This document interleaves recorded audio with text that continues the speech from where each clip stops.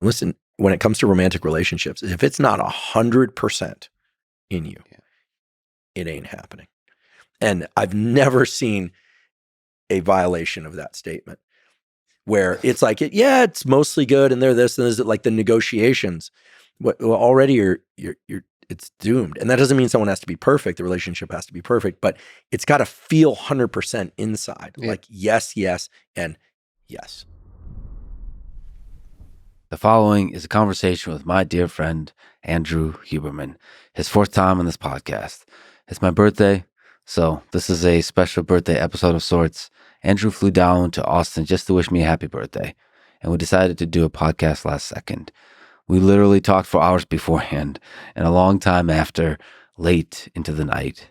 He's one of my favorite human beings, brilliant scientist, incredible teacher, and a loyal friend. I'm grateful for Andrew. I'm grateful for good friends, for all the support and love I've gotten over the past few years. I'm truly grateful for this life, for the years, the days, the minutes, the seconds I've gotten to live on this beautiful earth of ours. I really don't want to leave just yet. I think I'd really like to stick around. I love you all. This is the Lex Fridman podcast. And now, dear friends, here's Andrew Huberman. Trying to run a little bit more. Are you losing weight? I'm not trying to lose weight, but I always do the same fitness routine. Mm-hmm. I have for like 30 years, basically lift 3 days a week, run 3 days a week. But one of the runs is a long run, one of them's medium, one of them's a sprint type thing. So what I've decided to do this year was just extend the duration of the long run. And I like being mobile. I never want to be so heavy that I can't move. I want to be able to go out and run 10 miles if I have to. So sometimes I do. And I want to be able to sprint if I have to. So sometimes I do. And lifting in objects feels good. It feels good to train like a lazy bear and just lift heavy objects. But I've also started training with lighter weights and higher repetitions, and for 3-month cycles. And it gives your joints a rest. And so it probably, I think it also is interesting to see how training differently changes your cognition. That's probably hormone related, hormones downstream of training heavy versus hormones downstream of training a little bit lighter. I think my cognition is better when I'm doing more cardio and when the repetition ranges are a little bit higher, which is not to say that people who lift heavy are dumb. But there is because there's real value in lifting heavy. There's a lot of angry people listening to this right now. No. But lifting heavy and then taking 3 to 5 minutes rest is far and away a different challenge than running hard for 90 minutes. That's a tough thing. Just like getting in an ice bath, people say, oh, well, how is that any different than working out? Well, there are a lot of differences, but one of them is that it's very acute stress. Within 1 second, you're stressed. Mm-hmm. So I think subjecting the body to a bunch of different types of stressors in space and time is really valuable. So yeah, I've been playing with the variables in a pretty systematic way. Well, I like long and slow for, like you said, the impact it has on my cognition. Yeah, the wordlessness of it, the way it puts you in the way it seems to clean out the clutter. Yeah.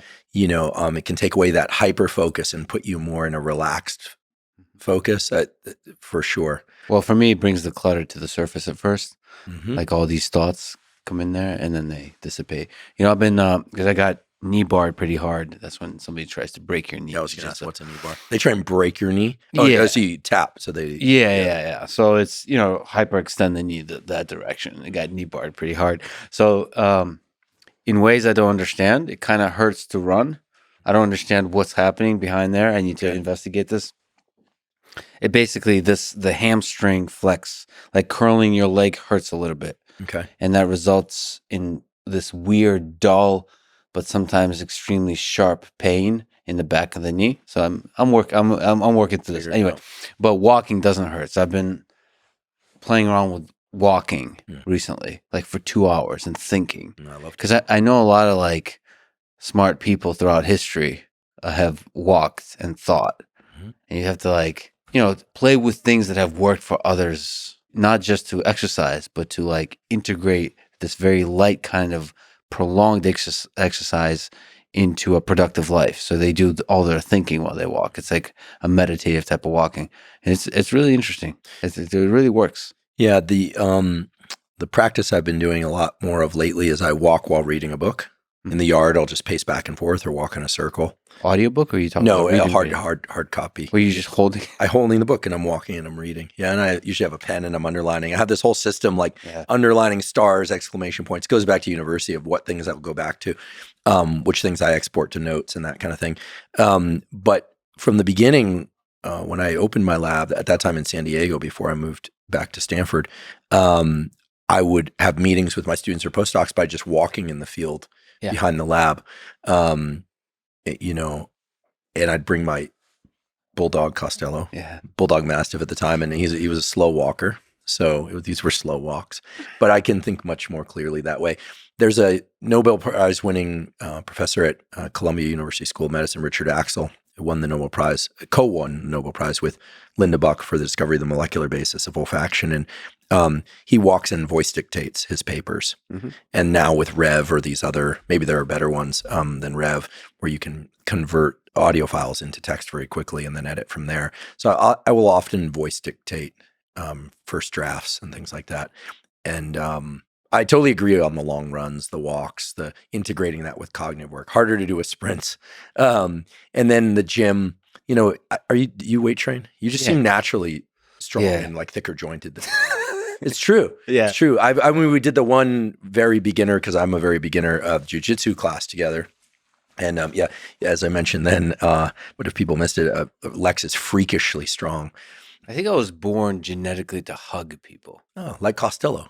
Yeah, exactly. You guys have a certain similarity. He had wrists like, you know, it's like you and Jocko and Costello have these like wrists and elbows that are super thick, you know, and then I mean, you look around, you see tremendous variation. You know, some people will have like the wrist width of a Whippet or Woody Allen, and then other people like you or Jocko, or, you know, there's this one Jocko video or thing on GQ or something. Have you seen the comments on Jocko? These are the best. No. The comments, I love the comments on YouTube because occasionally they're funny. The best is when Jocko was born, the doctor looked at his parents and said, "It's a man." It's like Chuck Norris type comments. Yeah, those are great. That's what I miss about Rogan being on YouTube with the full length episodes. The comments. So this is technically a birthday podcast. What do you love most about getting older? It's like the confirmation that comes from getting more and more data, which basically says, the first time you thought that thing, it was actually right, because the second, third, and fourth, and fifth time, it turned out the exact same way. In other words, there have been a few times in my life where I did not feel easy about something. I felt a signal from my body, this is not good. And I didn't trust it early on, but I knew it was there.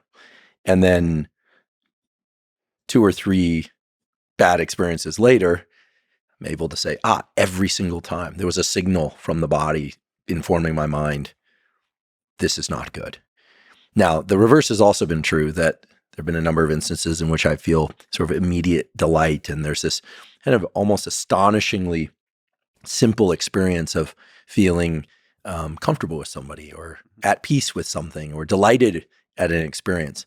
And it turns out literally all of those experiences and people turned out to be experiences and people that are still in my life and that I still delight in every day. In other words, what's great about getting older is that you stop questioning the signals that come from the, I think, deeper recesses of your nervous system to say, hey, this is not good. Or, hey, this is great, more of this. Whereas I think in my teens, my 20s, my 30s, I'm 40, almost 48, I'll be 48 next month. I didn't trust, I didn't listen. I actually put a lot of work into overriding those signals and learning to fight through them, thinking that somehow that was making me tougher, or somehow that was making me smarter, when in fact, in the end, those people that you meet that are, you know, difficult, or, you know, there are other names for it, you know, it's like, you're like, in the end, you're like, that person's a piece of shit, you know, or this person is amazing Mm-hmm. and they're really wonderful. And I felt that from go. So you've learned to trust your gut versus like the influences of other people's opinions. I've learned to trust my gut versus the forebrain overanalysis, overriding the gut. Other people often in my life have had great optics, right? I've benefited tremendously from an early age of being in a large community of what's been mostly guys, but I have some close female friends and always have as well, who will tell me like, that's a bad decision, or this person not so good, or be careful, or they're great, or that's great. So oftentimes my community and the people around me have been more aligned with the correct choice than not. Christian, really? Yes. Really? Yeah. When you were younger, like Well, friends, parents, and so on? I don't recall ever really listening to my parents that much. I grew up in a, we don't have to go back to my childhood thing, but my sense was that, Andrew. Thank you. I learned that recently in a psilocybin journey. My first high dose psilocybin journey, which was, welcome back, done with a clinician. Thank you very much. Thank you. I was worried there for a second at one point, am I not coming back? But in any event, I grew up with some wild kids. I would say about a third of my friends from childhood are dead or in jail. About a third have gone on to do tremendously impressive things, start companies, excellent athletes, academics, scientists, and clinicians. And then about a third are living their lives as kind of more typical. I just mean that they are happy family people with jobs that they mainly serve the function to make money. They're not sort of into their career for career's sake. But so some of my friends early on gave me some bad ideas. Mm-hmm. But most of the time my bad ideas came from overriding the signals that I knew that my body, and I would say my body and brain, were telling me to obey. And when I say body and brain, is that there's this brain region, the insula, which it does many things, but it represents our sense of internal sensation, interoception. And I was talking to Paul Conti about this, who as you know, I respect tremendously. I think he's one of the smartest people I've ever met. I think for different reasons. He and Mark Andreessen are some of the smartest people I've ever met. But Paul's level of insight into the human psyche is absolutely astounding. And he says the opposite of what most people say about the brain, which is most people say, oh, the supercomputer of the brain is the forebrain. It's like a monkey brain with a extra real estate put on there. And the forebrain is what makes us human and gives us our superpowers.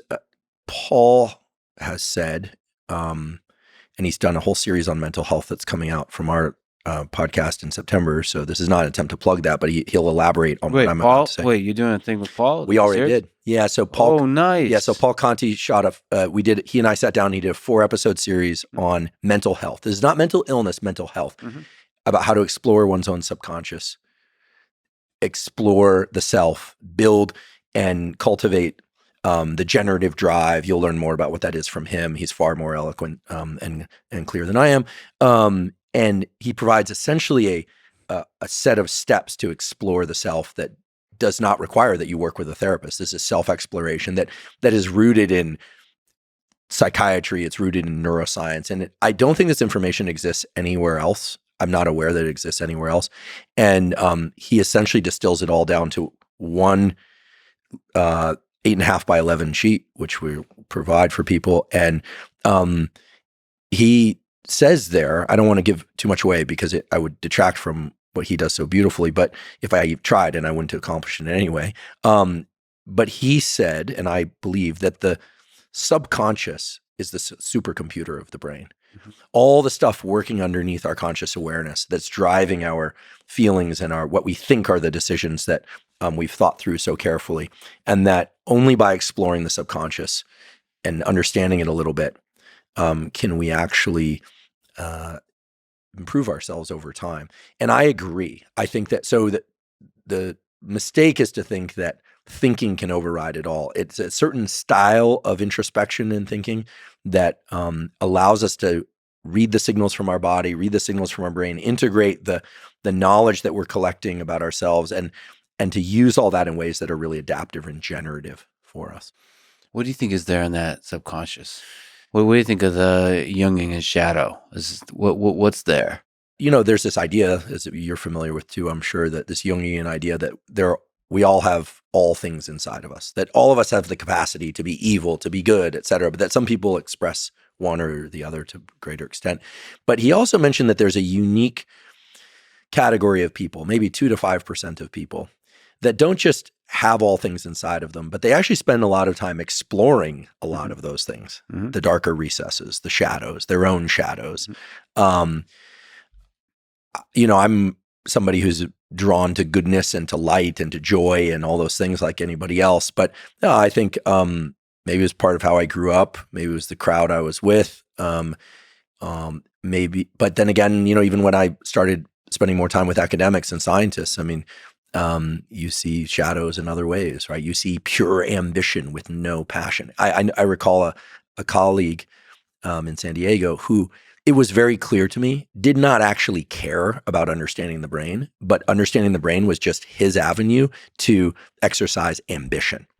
And if you gave him something else to work on, he'd work on that. And in fact, he did. He left and he worked on something else. And I realized he has no passion for understanding the brain like I assumed all scientists do, certainly why I went into it. But some people, it's just raw ambition. It's about winning. It doesn't even matter what they win. It's just, which to me is crazy, but I think that's a shadow that some people explore, not one I've explored. I think the shadow parts of us are very important to come to understand. And look, better to understand them and know that they're there and work with them than to not acknowledge their presence and have them surface in the form of addictions or behaviors that damage us and other people. So one of the processes for achieving mental health is to bring those things to the surface. So fish the subconscious mind. Yes, and Paul describes 10 cupboards that one can look into for exploring the self. There's the structure of self and the function of self. Again, this will all be spelled out in this series in a lot of detail. Also in terms of its relational aspect between people, how to pick good partners and good relationships. He gets really into this from a very different perspective. Fascinating stuff. I was just sitting there I will say this, that 4-episode series with Paul is, at least to date, the most important work I've ever been involved in all of my career, because it's very clear that we are not taught how to explore our subconscious, and that very few people actually understand how to do that. Even most psychiatrists. He mentioned something about psychiatrists. If you're a cardiothoracic surgeon or something like that, and 50% of your patients die, you're considered a bad cardiothoracic surgeon. But with no disrespect to psychiatrists, there are some excellent psychiatrists out there. There are also a lot of terrible psychiatrists out there, because unless all of their patients commit suicide or half commit suicide, they can treat for a long time without it becoming visible that they're not so good at their craft. Now, he's superb at his craft. And I think he would say that, yes, exploring some shadows, but also just understanding the self, like really understanding like who am I and what's important? What are my ambitions? What are my strivings? Again, I'm lifting from some of the things that he'll describe exactly how to do this. People do not spend enough time addressing those questions. And as a consequence, they discover what resides in their subconscious through the sometimes bad, hopefully also good, but manifestations of their actions. We are driven by this huge 90% of our real estate that is not visible to our conscious awareness. And we need to understand that. I've talked about this before. I've done therapy twice a week since I was a kid. I had to, as a condition of being let back in school. I found a way to, either through insurance or even when I didn't have insurance, I took an extra job writing for Thrasher magazine when I was a postdoc, so I could pay for therapy at a discount because I didn't make much money as a postdoc. I think for me, it's as important as going to the gym. And people think it's just, ruminating on problems or getting smart. No. If you work with somebody really good, they're forcing you to ask questions about who you really are, what you really want. It's not just about support, but there should be support, there should be rapport, but then it's also, there should be insight, right? Most people who get therapy, they're getting support, there's rapport, but insight is not easy to arrive at. And a really good psychologist or psychiatrist can help you arrive at deep insights that transform your entire life. Well, sometimes when I look inside, and I do this often, exploring who you truly are, you come to this question: do I accept, once you see parts, do I accept this or do I fix this? Is this who you are fundamentally and it will always be this way, or is this a problem to be fixed? Like, for example, one of the things, especially recently, but in general, over time, I've discovered about myself, probably has roots in childhood, probably has roots in a lot of things, is I deeply value loyalty, maybe more than the average person. And so when there's disloyalty, it can be painful to me. And so this is who I am. And so do I have to relax a bit? Do I have to fix this part? Or is this who you are? And there's a million. That's one like little. I think loyalty is a good thing to cling to, provided that when loyalty is broken, that it doesn't disrupt too many other areas of your life. But it depends also on who's disrupting that loyalty. If it's a coworker versus a romantic partner versus your exclusive romantic partner, depending on the structure of your romantic partner life, I mean, I have always experienced extreme joy and feelings of safety and trust in my friendships. Again, mostly male friendships, but female friendships too, which is only to say that they were mostly male friendships. The female friendships have also been very loyal. So getting backstabbed is not something I'm familiar with. And yeah, I love being crewed up. Yeah. No, for sure. And I'm with you. And, you and I are very much have the same values on this. But, that's one little thing. And then there's many other things. Like I'm extremely self-critical. And you look at I look at myself as I'm regularly very self-critical. There's a self-critical engine in my brain. And I talked to actually Paul about this, I think on the podcast quite a bit. And he's saying this is a really bad thing. Like you need to fix this. You need to be able to be regularly very positive about yourself. And I kept disagreeing with him. No, this is like who I am. Like you, and it seems to work. Don't mess with the thing that seems to be working. It's fine. Like I oscillate between being really grateful and really self-critical. But then you have to like figure out what is it. Maybe there's a deeper root thing. Maybe there's an insecurity in there somewhere that has to do with childhood. And then you're trying to prove something to somebody from your childhood, this kind of thing. Well, a couple of things that I think are hopefully valuable for people here. One is one way to destroy your life is to spend time trying to control your or somebody else's past. So much of our destructive behavior and thinking comes from wanting something that we saw or did or heard to not be true, rather than really working with that and getting close to what it really was. And, sometimes those things are even traumatic and we need to really get close to them and for them to move through us. And that, there are a bunch of different ways to do that with support from others and hopefully, but sometimes on our own as well. I don't think we can rewire our deep preferences and what we find despicable or joyful. I do think that it's really a question of what allows us peace. Like, can you be at peace with the fact that you're very self-critical and enjoy that, get some distance from it, have a sense of humor about it? Or is it driving you in a way that's keeping you awake at night and forcing you back to the table to do work in a way that feels self-flagellating and doesn't feel good?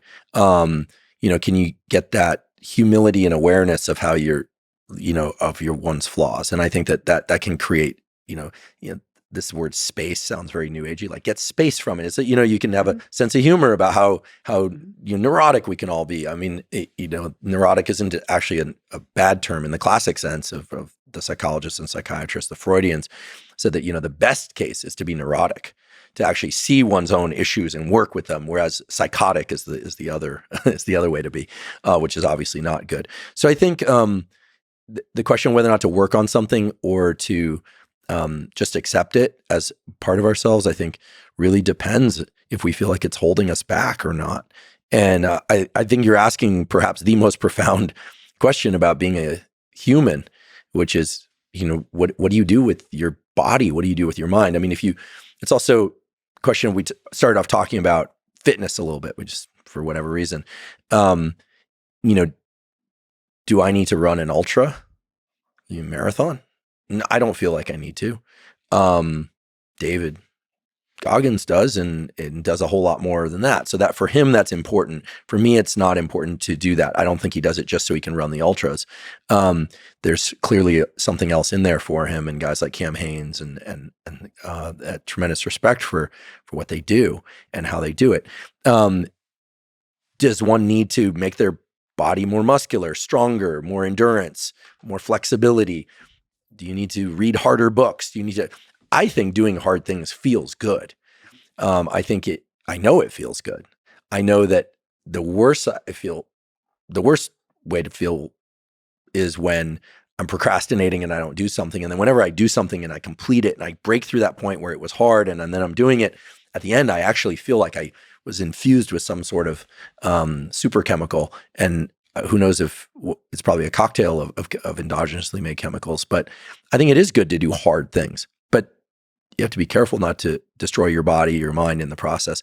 And I think it's about whether or not you can achieve peace. Can you sleep well at night? Stress isn't bad if you can sleep well at night. You can be stressed all day, go, go, go, go, go, go, go. And it'll optimize your focus, but can you fall asleep and stay deeply asleep at night? Being in a hard relationship. Some people say, that's not good. Other people like it. Can you be at peace in that?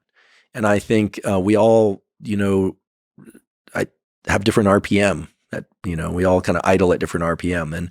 And some people are big mellow Costellos and others are kind of like, need more friction in order to feel at peace. But I think ultimately what we want is to feel at peace. Yeah, I've been through some really low points over the past couple of years. And I think the reason could be boiled down to the fact that I haven't been able to find a place of peace, a place or people or moments that give deep inner peace. And I think you put it really beautifully.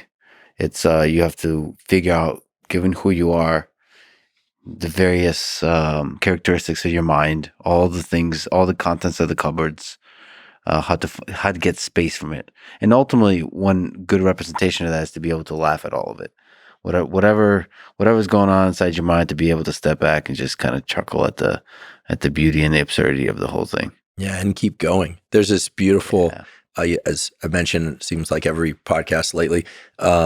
I'm a huge Rancid fan, mostly because I just think Tim Armstrong's writing is pure poetry, and whether or not you like the music or not, and he's written on music for a lot of other people too. He's doesn't advertise that much because he's humble. But and that, by the way, I went to a show of theirs like 20 years ago. Oh yeah, I'm going to see them in Boston on September 18th. I'm literally flying there or I'll take the train up from New York. I'm going to meet a friend of mine named Jim Thiebaud, who's a big guy who owns a lot of companies in the skateboard industry. We're meeting there, like a couple of little kids, to go see them play. Amazing people, amazing music. Very intense, but embodies all the different emotions. That's why I love it. Right? They have some love songs, they have some hate songs, they have some, but there's going back to what you said. I think there's a song, the first song on the Indestructible album. I think it's sort of, he's just talking about like shock and disbelief of discovering things about people that were close to you. And it's, I won't sing it, but nor I wouldn't dare. But there's this one lyric that's really stuck in my mind for ever since that album came out in 2003, which is, that nothing's what it seems. So I just sit here laughing. I'm going to keep going on. I can't get distracted. There is this piece of like, you got to learn how to push out the disturbing stuff sometimes and go forward.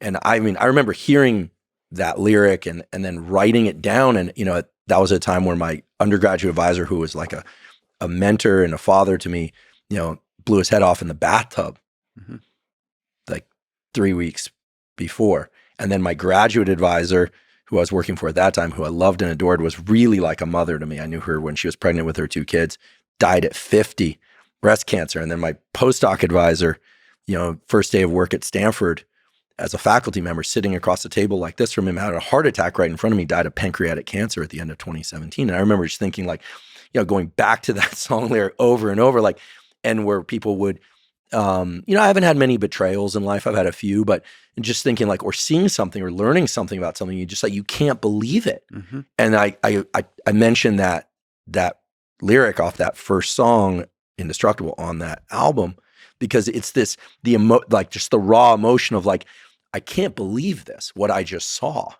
is so disturbing. Mm-hmm. But I have to just keep going forward. There are certain things that we really do need to push, not just into our periphery, but off into the gutter and keep going. And that's a hard thing to learn how to do. But if you're going to be functional in life, you have to. And actually, just to get at this issue of, do I change or do I embrace this aspect of self? About 6 months, it was April of this last year, I did some intense work around some things that were really challenging to me.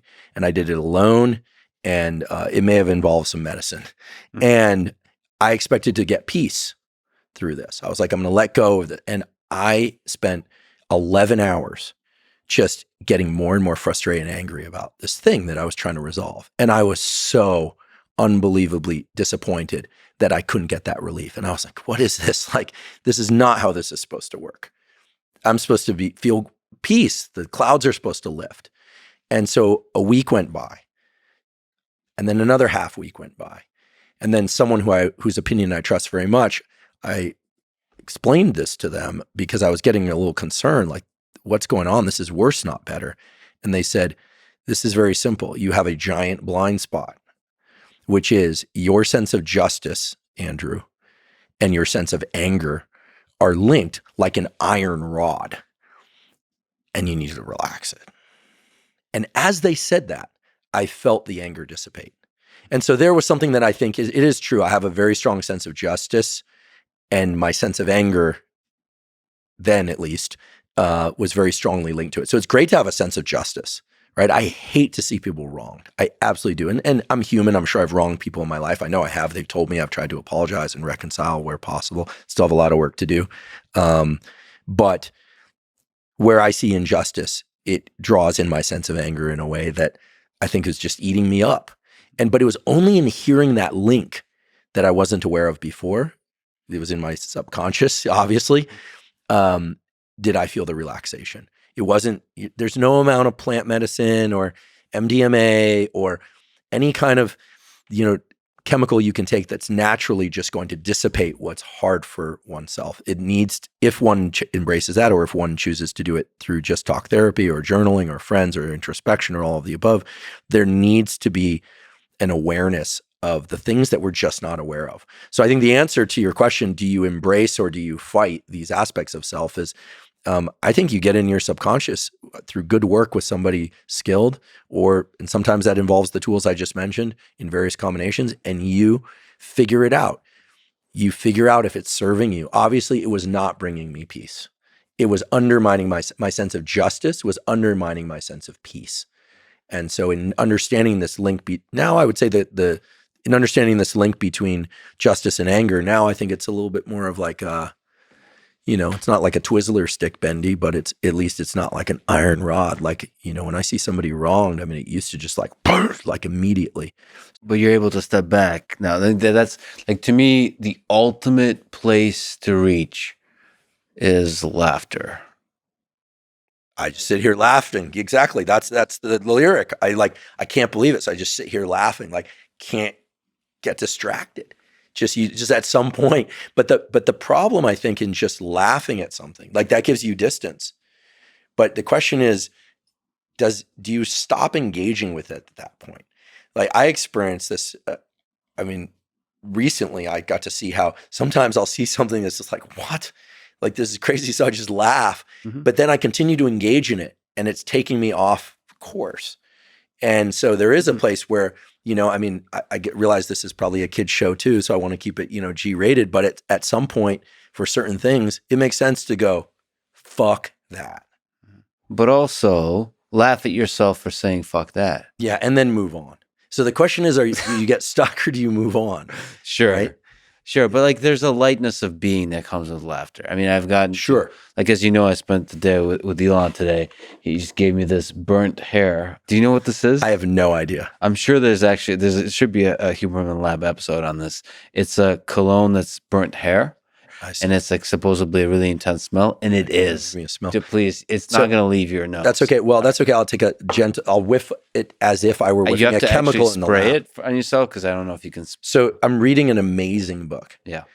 Called An Immense World by Ed Yong. He won a Pulitzer for We Contain Multitudes or something like that, I think is the title of the other book. And the first chapter is all about olfaction and the incredible power that olfaction has. That smells terrible. It doesn't leave you.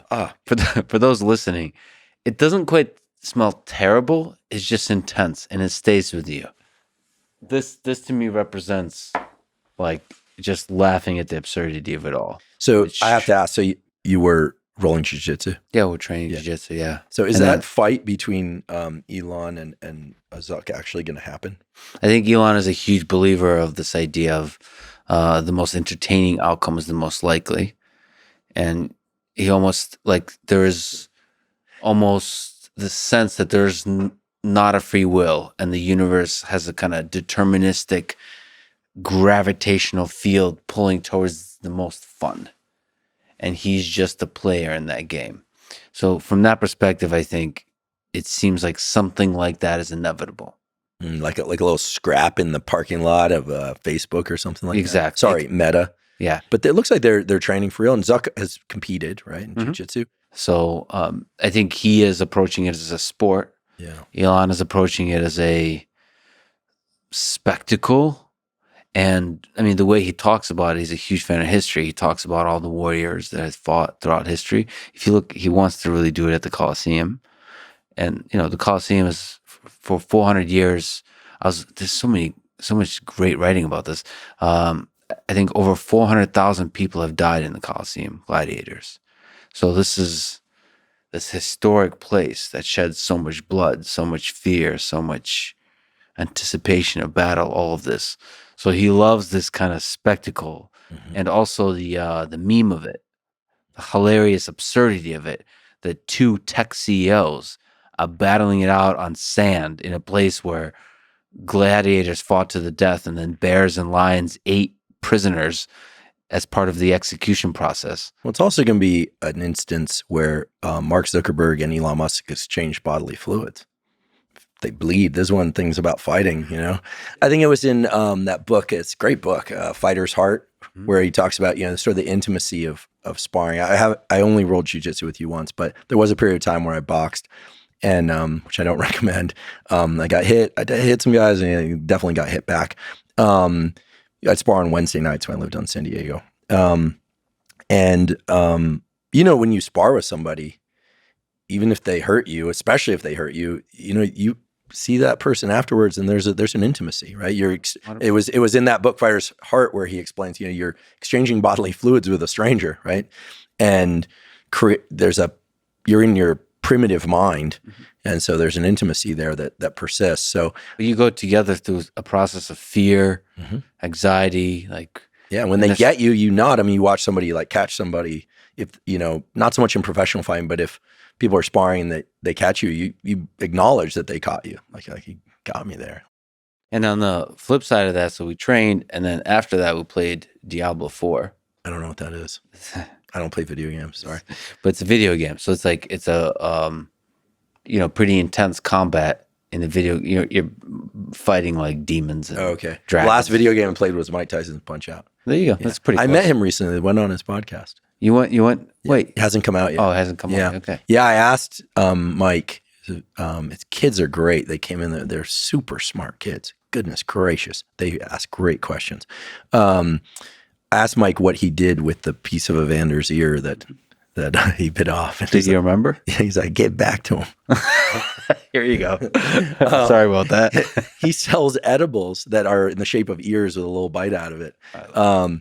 Yeah, that his life has been incredible. He's and I met his family you get the sense that they're really a great family. They're really Mike Tyson. That's a heck of a journey right there of a man. Yeah, My now friend Tim Armstrong, like I said, lead singer from Rancid, he put it best. He said, that Mike Tyson's life is, Shakespearean, and down, up, and just the arcs of his life are just like sort of an only in America kind of tale too, right? So speaking of Shakespeare, I've recently gotten to know Neri Oxman, who's this incredible scientist that works at the intersection of nature and engineering, and she reminded me of this Anna Akhmatova line. This is this great Soviet poet that I really love from over a century ago, that each of our lives is a Shakespearean drama raised to the 1,000th degree. So I have to ask, why do you think humans are attracted to this kind of Shakespearean drama? Is there some aspect, we've been talking about the subconscious mind, that pulls us towards the drama, even though the place of mental health is peace? Yes and yes. Do you have some of that? A draw towards drama? Yeah. If you look at the empirical data. Yes. I mean, right. If I look at the empirical data, I mean, I think about who I chose to work for as an undergraduate, right? I was barely finished high school, finally get to college, barely, this is really embarrassing and not something to aspire to. I was, thrown out of the dorms for fighting, Nice. Barely passed my classes. The girlfriend and I split up. I mean, I was living in a squat, got into a big fight. I was getting in trouble with the law. I eventually got my act together, go back to school, start working for somebody. Who do I choose to work for? A guy who's an ex-Navy guy who smokes cigarettes in the fume hood, drinks coffee, and we're injecting rats with MDMA. Yeah. And, I was drawn to like the personality, his energy, but he was a great scientist, worked out a lot on thermal regulation in the brain and more. Go to graduate school, I'm working for somebody and decide that, working in her laboratory wasn't quite right for me. So I'm literally sneaking into the laboratory next door and working for the woman next door because I liked the relationship that she had to a certain set of questions. And she was a kind of a quirky person. And, so drawn to drama, but I like characters. I like people that have texture. Yeah. And I'm not drawn to raw ambition. I'm drawn to people that seem to have a real passion for what they do and a uniqueness to them that you can kind of, not kind of, I'll just say it how it is. I can feel their heart for what they do, and I'm drawn to that. And that can be good. The same reason I went to work for Ben Barris as a postdoc. It wasn't because he was the first transgender member of the National Academy of Sciences. That was just a feature of who he was. I loved how he loved glia. He would talk about these cells like they were the most enchanting things that he'd ever seen in his life. And I was like, this is like the biggest nerd I've ever met, and I love him. I think I'm drawn to that.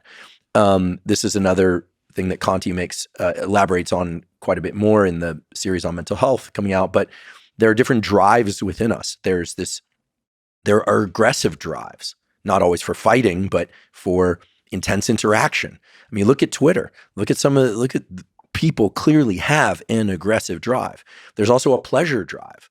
Some people also have a strong pleasure drive. They want to experience pleasure through food, through sex, through friendship, through adventure, But I think the Shakespearean drama is the drama of the different drives in different ratios in different people. I know somebody and she's incredibly kind, has an extremely high pleasure drive, loves taking great care of herself and people around her through food and through retreats and through all these things, and makes spaces beautiful everywhere she goes, and gifts these things that are just so unbelievably feminine and incredible, these gifts to people, and the kind and thoughtful about what they like. And then, but I would say very little aggressive drive from my read.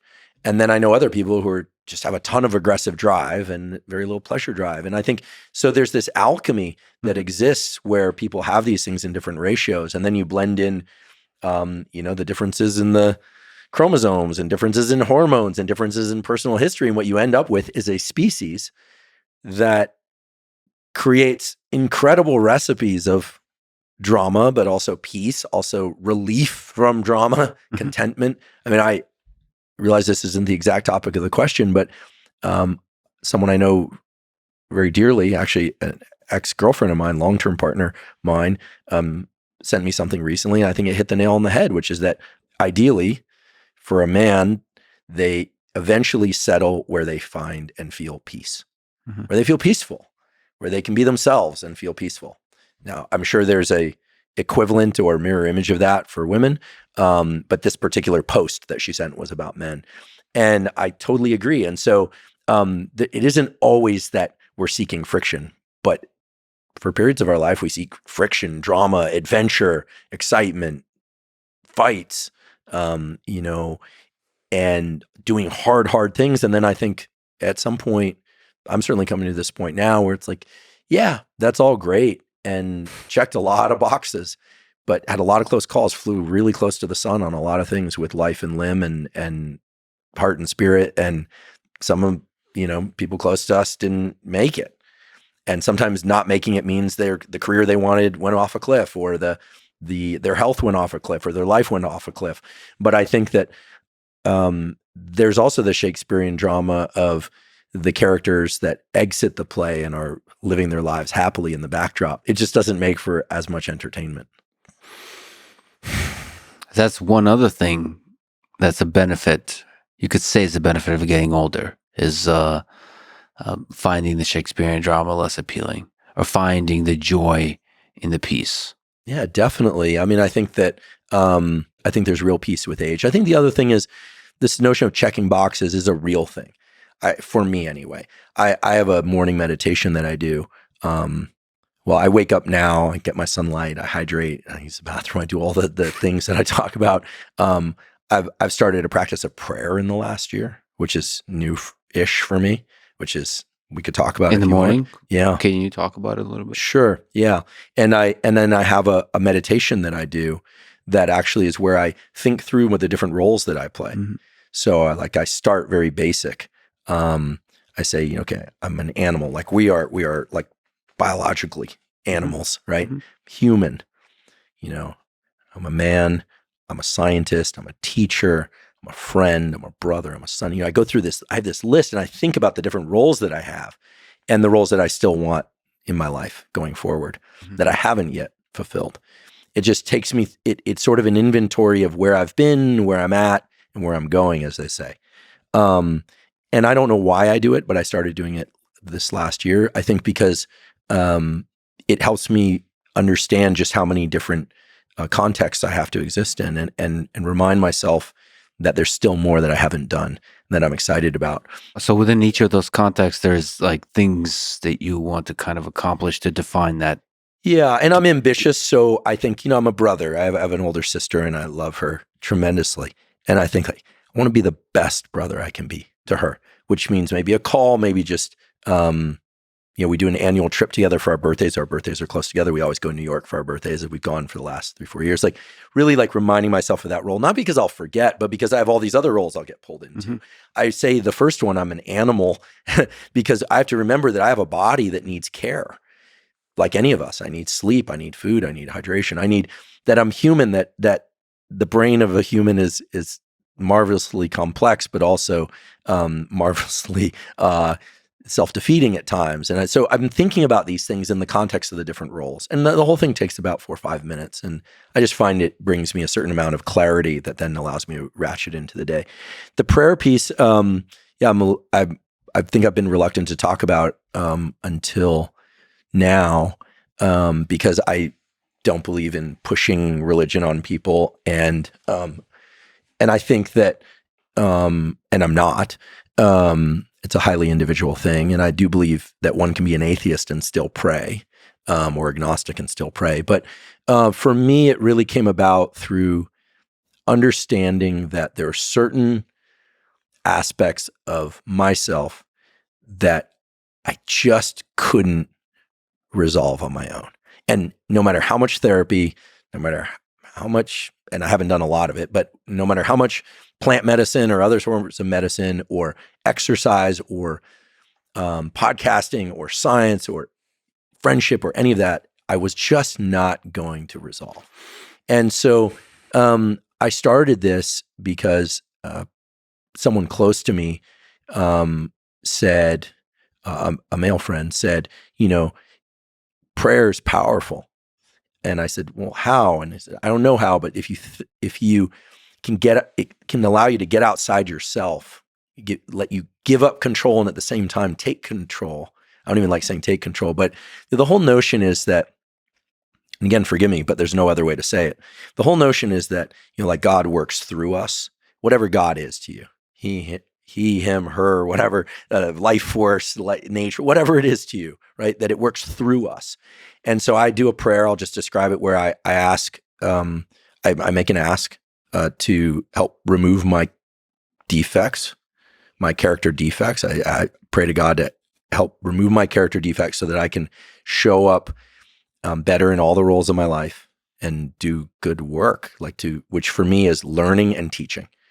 And so you might say, well, how is that different than a meditation? Well, I'm acknowledging that there is something that bigger than me, bigger than nature, as I understand it, that I cannot understand or control, nor do I want to. And I'm just giving over to that. Mm-hmm. And does that make me less of a scientist? I sure as hell hope not. I certainly know.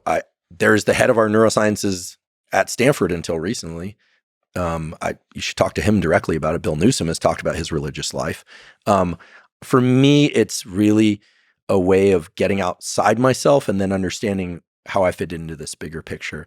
And the character defects part is real, right? I'm a human. I have defects. I got a lot of flaws in me, like anybody, but and trying to acknowledge them and asking for help in removing them, not magically, but through right action, through my right action.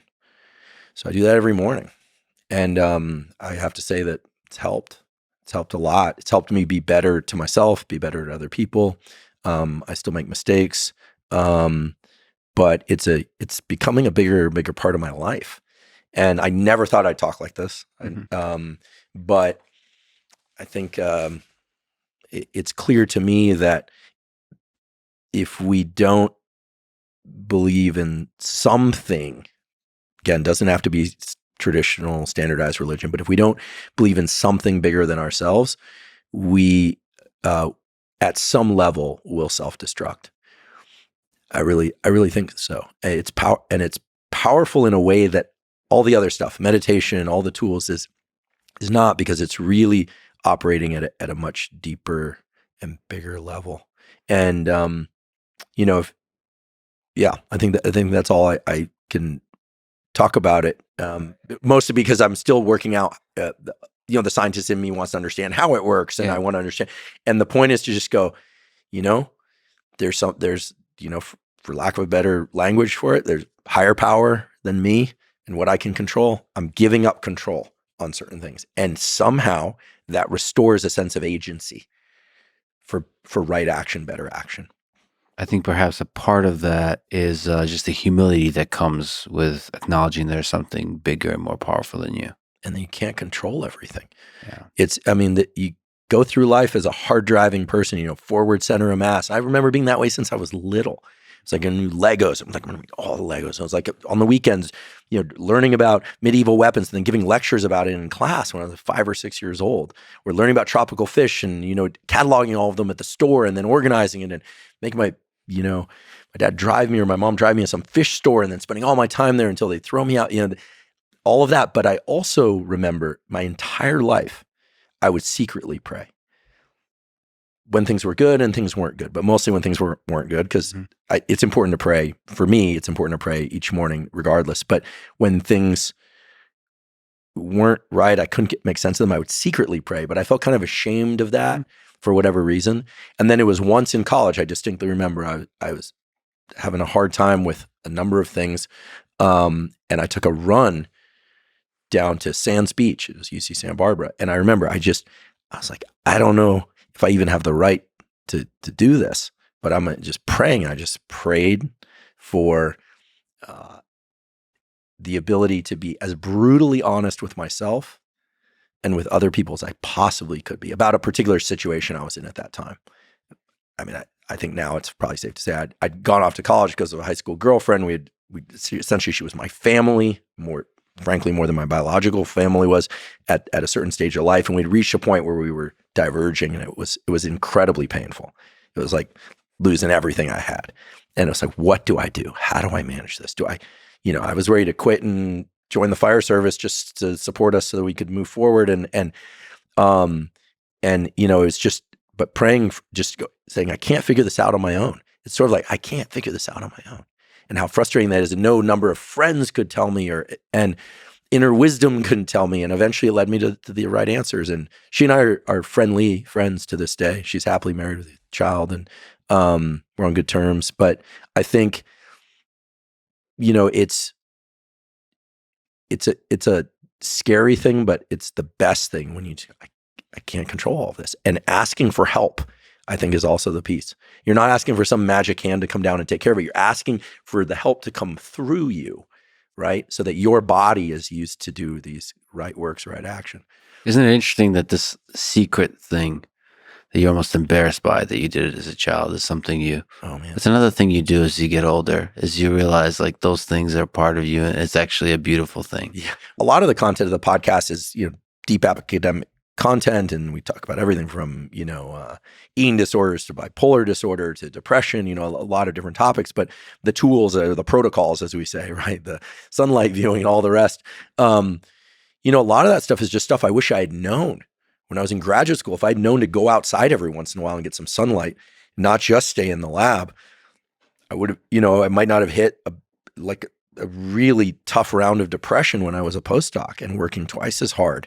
And, when my body would break down or I'd get sick a lot, I don't get sick much anymore. Occasionally, about once every 18 months to 2 years, I'll get something. But, I used to break my foot skateboarding all the time. I couldn't understand what's wrong with my body. I'm getting injured. I can't do what everyone else can. Now I developed more slowly, at a long arc of puberty. So that was part of it. I was still developing, but how to get your body stronger, how to build endurance. Like, no one told me. The information wasn't there. So a lot of what I put out there is the information that I wish I had, because once I had it, I was like, wow, like, A, this stuff really works. B, it's grounded in something real. Sometimes certain protocols are a combination of, animal and human studies, sometimes clinical trials, sometimes there's some mechanistic conjecture for some, not all. I always make clear which. But in the end, like, figuring out how things work so that we can be happier, healthier, more productive, suffer less, like reduce the suffering of the world. I think that, well, I'll just say thank you and for asking about the prayer piece. Again, I'm not pushing or even encouraging it on anyone. I've just found it to be tremendously useful for me. About prayer in general, you said information and figuring out how to get stronger, healthier, smarter, all those kinds of things. A part of me believes that deeply. You can gain a lot of knowledge and wisdom through learning. But a part of me believes that all the wisdom I need was there when I was 11 and 12 years old. And then it got cluttered over. Well, listen, I can't wait for you and Conti to talk again, because when he gets going about the subconscious and the amount of this that sits below the surface like an iceberg, and the fact that when we're kids, we're not obscuring a lot of that subconscious as much. And sometimes that can look a little more primitive. Mm-hmm. I mean, the kid that's disappointed will let you know. The kid that's excited will let you know, and you feel that raw exuberance or that raw dismay. And I think that as we grow older, we learn to cover that stuff up. We wear masks, and we have to be functional, right? I don't think we all want to go around just being completely raw. But as you said, as you get older, you get to this point where you kind of go, what are we really trying to protect anyway? Mm-hmm. I mean, I have this theory that, certainly my experience has taught me that a lot of people, but I'll talk about men because that's what I know best, whether or not they show up strong or not, that they're really afraid of being weak. Like, they're just afraid. Like, sometimes the strength is even a way to try and not be weak, right? Which is different than being strong for its own sake. I'm not just talking about physical strength. I'm talking about intellectual strength. I'm talking about money. I'm talking about expressing drive. I've been watching this series a little bit of Chimp Empire. Oh yeah. Netflix. So Chimp Empire is amazing, right? They have the head chimp. He's not the head chimp, but the alpha in the group. Yep. And he's getting older. And so what does he do? Every once in a while, he goes on these vigor displays. He goes and he grabs branches, he starts breaking them, he starts thrashing them, and he's incredibly strong. They're all kind of like watching. I mean, I immediately think of people like they're deadlifting on Instagram. And I just think vigor, displays of vigor. This is just the primate showing that displays of vigor. Now, what's interesting is that he's doing that specifically to say, hey, I still have what it takes to lead this troop. Okay. Then there are the ones that are subordinate to him, but not so far behind. It seems to be that there's a very clear like numerical ranking. There is. Like it's clear who's a number 2, number 3. Oh yeah. I mean, probably who gets to mate first, who gets to eat first. This exists in other animal societies too. But Bob Sapolsky would be a great person to talk about this with, because he knows obviously tremendous amount about it, and I know just the top contour. But so number 2, 3, and 4 males are aware that he's doing these vigor displays, but they're also aware because in primate evolution, they got some extra forebrain too, not as much as us, but they got some. And they're aware that the vigor displays are displays that, because they've done them as well in a different context, might not just be displays of vigor, but might also be an insurance policy against people seeing weakness.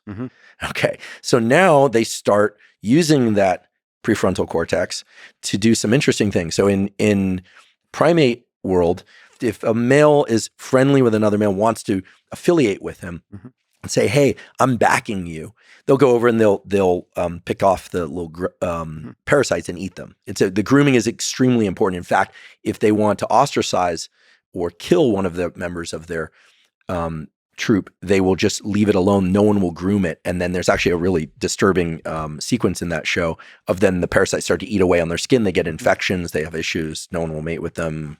They have other issues as well and can potentially die. So the interesting thing is number 2 and 3 start to line up a strategy to groom this guy, but they are actually thinking about overtaking the entire troop, setting in a new alpha. But the current alpha did that to get where he is. So he knows that they're doing this grooming thing, but might not be sincere about the grooming. So what does he do? He takes the whole troop on a raid to another troop and sees who will fight for him and who won't. This is advanced contracting of behavior for species that normally we don't think of as sophisticated as us. So it's very interesting, and it gets to something that I hope we'll have an opportunity to talk about, because it's something that I'm obsessed with lately, is this notion of overt versus covert contracts, right? There are overt contracts where you exchange work for money, or you exchange any number of things in an overt way.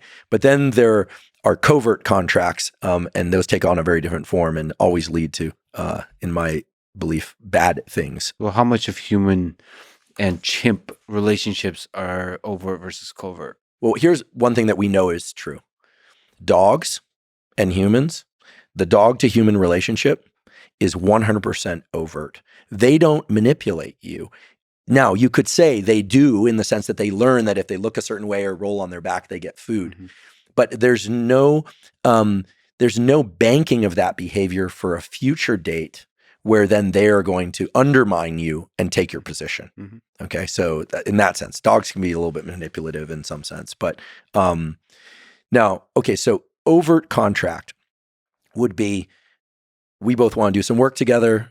We're going to make some money. You get X percentage, I get X percentage. It's overt. Covert contract, which is, in my opinion, bad, always bad, would be, we're going to do some work together. You're going to get a percentage of money. I'm going to get a percentage of money. Could look just like the overt contract. But secretly, I'm resentful that I got the percentage I got. So what I start doing is covertly taking something else. What do I take? Maybe I take the opportunity to jab you verbally every once in a while. Maybe I take the opportunity to show up late. Maybe I take the opportunity to get to know one of your coworkers so that I might start a business with them. That's covert contracting. And you see this sometimes in romantic relationships. One person, we won't set the male or female in any direction here, and just say, I'll make you feel powerful if you make me feel desired. Okay, great. There's nothing explicitly wrong about that contract if they both know and they both agree. But what if it's, I'll do that, but I'll have kids with you so you feel powerful. You'll have kids with me so I feel desired, but secretly I don't want to do that. Or one person says, I don't want to do that, or both don't. So what they end up doing is saying, okay, so I expect something else. I expect you to do certain things for me, or I expect you to pay for certain things for me. Covert contracts are the signature of everything bad. Overt contracts are the signature of all things good. Yeah. And I think about this a lot because I've seen a lot of examples of this. Like anyone, we participate in these things, whether or not we want to or not. And the thing that gets transacted the most is, well, I should say the things that get transacted the most are the overt things. You'll see money, time, sex, property, whatever it happens to be, information.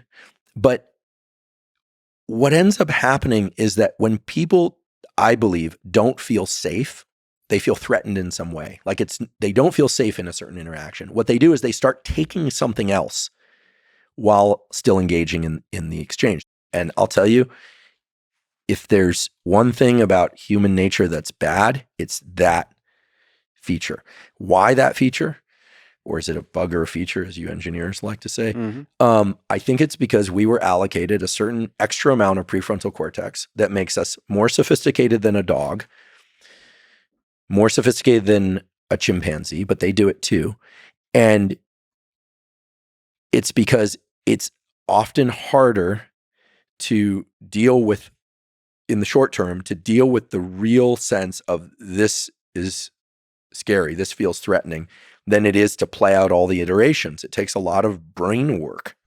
You're playing chess and Go simultaneously, trying to figure out where things are going to end up, and we just don't know. So it's a way, I think, of creating a false sense of certainty. But I'll tell you, covert contracts, the only certainty is that it's going to end badly. The question is, how badly? Conversely, overt contracts always end well.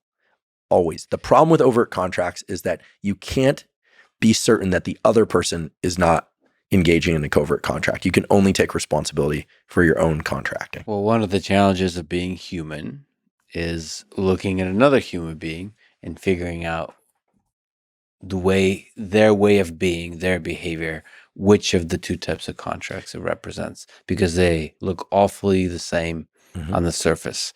Right. And one of the challenges of being human is the decision we all make is, are you somebody that takes a leap of trust and trust other humans and are willing to take the hurt? Or are you going to be cynical and skeptical and avoid most interactions until they over a long period of time prove your trust?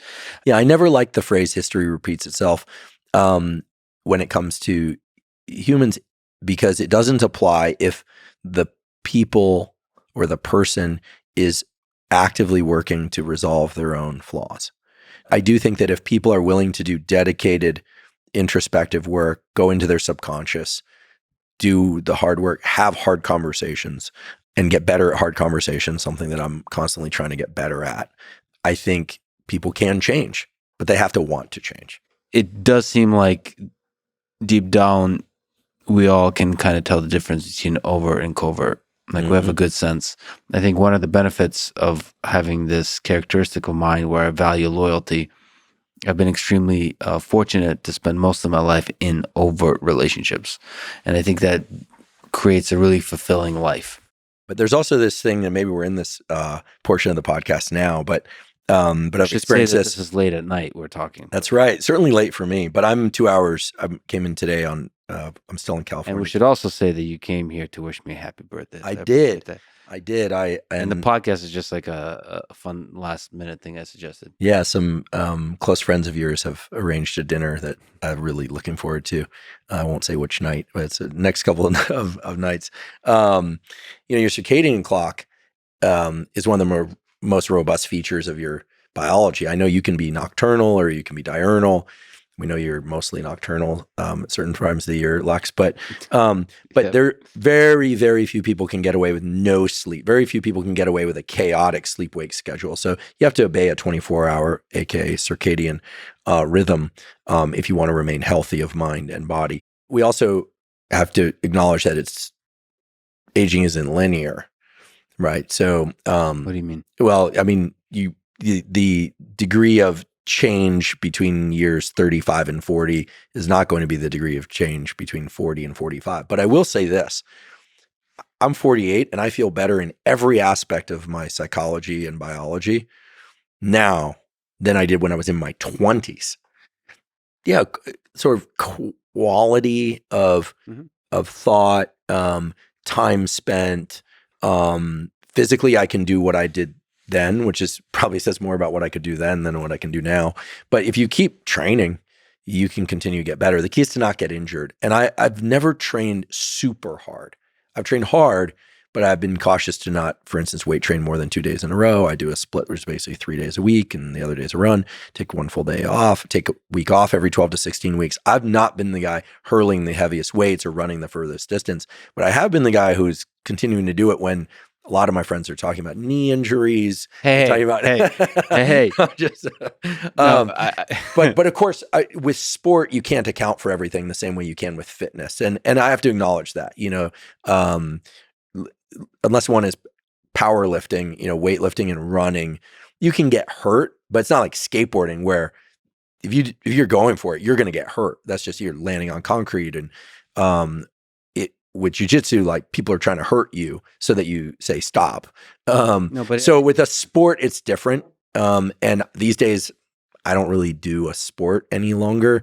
I work out to stay fit. I used to continue to do sports, but I kept getting hurt. And frankly, now like a rolled ankle, I may put out a little small skateboard part in 2024 because people have been saying, we want to see the kick flip. Yeah. I'll just say, well, I'll do a heel flip instead, but okay. I might put out a little part because some of the guys that work on our podcast are from DC. I think by now I should at least do it just to show like I'm not making it up. And I probably will, but I think doing a sport is different. That's how you get hurt. Overuse and doing it an actual sport. And so, hat tip to those who do an actual sport. And that's a difficult decision. Like a lot of people have to make. I have to make with jiu-jitsu, for example. Like if you just look empirically, I've trained really hard for all my life in grappling sports and fighting sports and all this kind of stuff. And I've avoided injury for the most part. And I would say I would attribute that to training a lot. Sounds counterintuitive, but training well and safely and correctly, keeping good form, saying no when I need to say no, but training a lot and taking it seriously. Now, when this training is kind of a side thing, I find that the injury becomes a higher and higher probability. When you're just doing it every once in a while. Every once in a while. Yeah, that I think you said something really important. The saying no. I mean, the times I have gotten hurt training is when someone's like, "Hey, let's hop on this workout together," and it becomes let's challenge each other to do something outrageous. Sometimes that can be fun, though. I went up to Cam Haynes' gym, and he does these very high repetition weight workouts that are in circuit form. I was sore for 2 weeks, but I learned a lot and didn't get injured. And yes, we ate bow hunted elk afterwards. Nice, yeah. But the injury has been a really difficult psychological thing for me because so I've injured my my finger. Pinky finger, injured my knee. Yeah, your kitchen is filled with splints. I'm trying to figure out. It's like if you look in Lex's kitchen, there's some really good snacks. I had some right before. He's very good about keeping cold drinks in the fridge, and all the water has element in it, which is great. I love that. But then there's a whole like hospital's worth of splints. Yeah, I'm trying to figure out. So here's the thing: the finger like pop out like this, right? Pinky finger. I'm trying to figure out how do I splint it in such a way that I can still program, still play guitar, but protect this kind of torque motion that creates a huge amount of pain. And so that's a jiu-jitsu injury. Jiu-jitsu, but it's not the kind of. It's probably more like a skateboarding style injury, which is, it's unexpected and a silly. It's the thing that happens in a second. I didn't break my foot doing anything important. Yeah. I broke my fifth metatarsal stepping off a curb. Yep. So that's why they're called accidents. If you get hurt doing something awesome, That's a trophy Yeah. that you have to work through. It's part of your payment to the universe. If you get hurt stepping off a curb or, doing something stupid, it's called a stupid accident. Since we brought up Chimp Empire, let me ask you about relationships.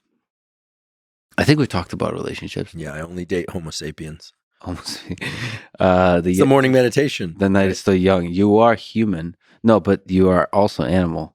Mm-hmm. Don't sell yourself short. No, I always say, listen, any discussion on the Huberman Lab podcast about sexual health or anything, the critical four is consensual, age appropriate, context appropriate, species appropriate.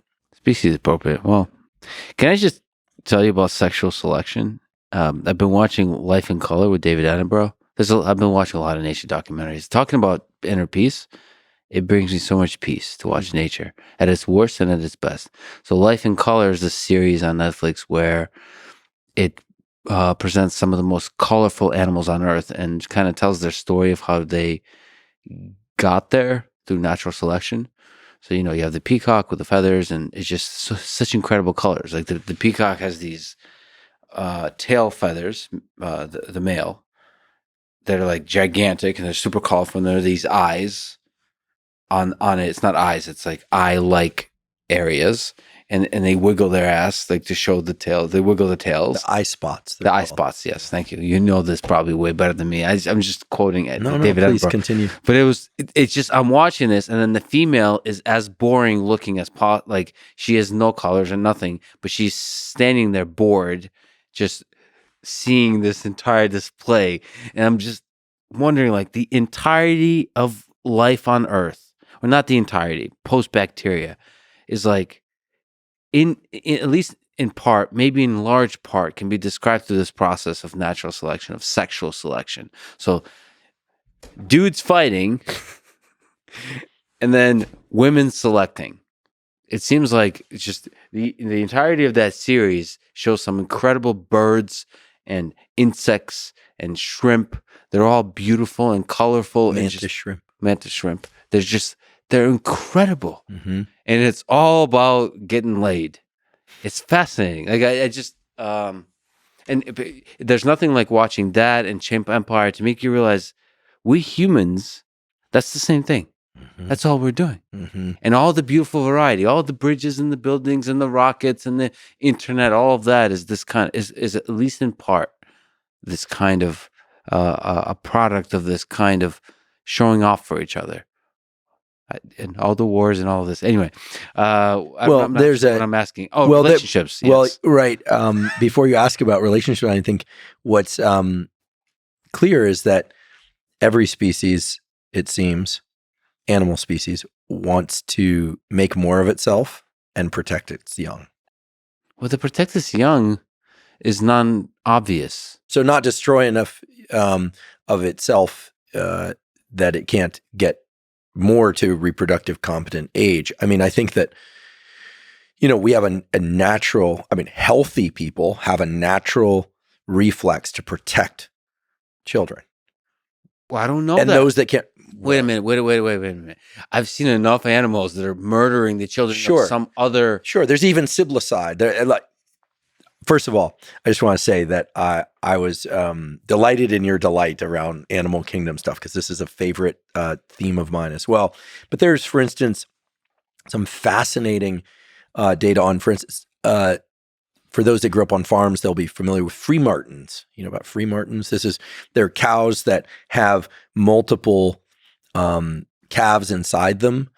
And there's a situation in which the calves will secrete, if there's more than one inside, will secrete chemicals that will hormonally castrate the calf next to them so they can't reproduce. So already in the womb, they are fighting for future resources. That's how early this stuff can start. So it's chemical warfare in the womb against the siblings. Sometimes there's outright siblicide. Siblings are born, they kill one another. This also becomes biblical stories, right? Mm-hmm. There are instances of cuttlefish, beautiful cephalopods like octopuses, and that is the plural, as we made it's a clear. Meme on the internet. Oh yeah, that became a meme, our little discussion. It spread pretty quick. Oh yeah, and now we just resurfaced it. It's great. The dismay in your voice is so amusing. in any event, the male cuttlefish will disguise themselves as female cuttlefish, infiltrate the female cuttlefish group, and then mate with them. All sorts of types of covert operations. There we go. So I think that Callbacks. it's like a drinking game where every time we say covert contract in this episode, you have to take a shot of espresso. Please don't do that. You'd be dead by the end. So actually, just a small tangent. It does make me wonder how much intelligence covert contracts require. It seems like not much. If you can do it in the animal kingdom, there's some kind of instinctual. It is based perhaps in like fear. Yeah, it could be simple algorithm. If there's some ambiguity about numbers and I'm not with these guys, and then flip to the alternate strategy. I actually have a story about this that I think is relevant. I used to have cuttlefish in my lab in San Diego. We went and got them from a guy out in the desert. We put them in the lab. It was amazing. And they had a postdoc who was studying prey capture in cuttlefish. They have a very ballistic, extremely rapid strike and grab of the shrimp. And we were using high-speed cameras to characterize all this, looking at binocularity. They normally have their eyes on the side of their head. When they see something they want to eat, the eyes translocate to the front, which allows them stereopsis, depth perception, allows them to strike. We were doing some unilateral eye removals. They would miss, etc. Okay, this has to do with eye spots. This was during a government shutdown period where the ghost shrimp that they normally feed on, that we would ship in from the Gulf down here, weren't available to us. So we had to get different shrimp. And what we noticed was the cuttlefish normally would just sneak up on the shrimp. We learned this by data collection. And if the shrimp was facing them, they would do this thing with their tentacles of kind of enchanting the shrimp. And if the shrimp wasn't facing them, they wouldn't do it. And they would ballistically grab it and eat them. Well, when we got these new shrimp, the new shrimp had eye spots on their tails.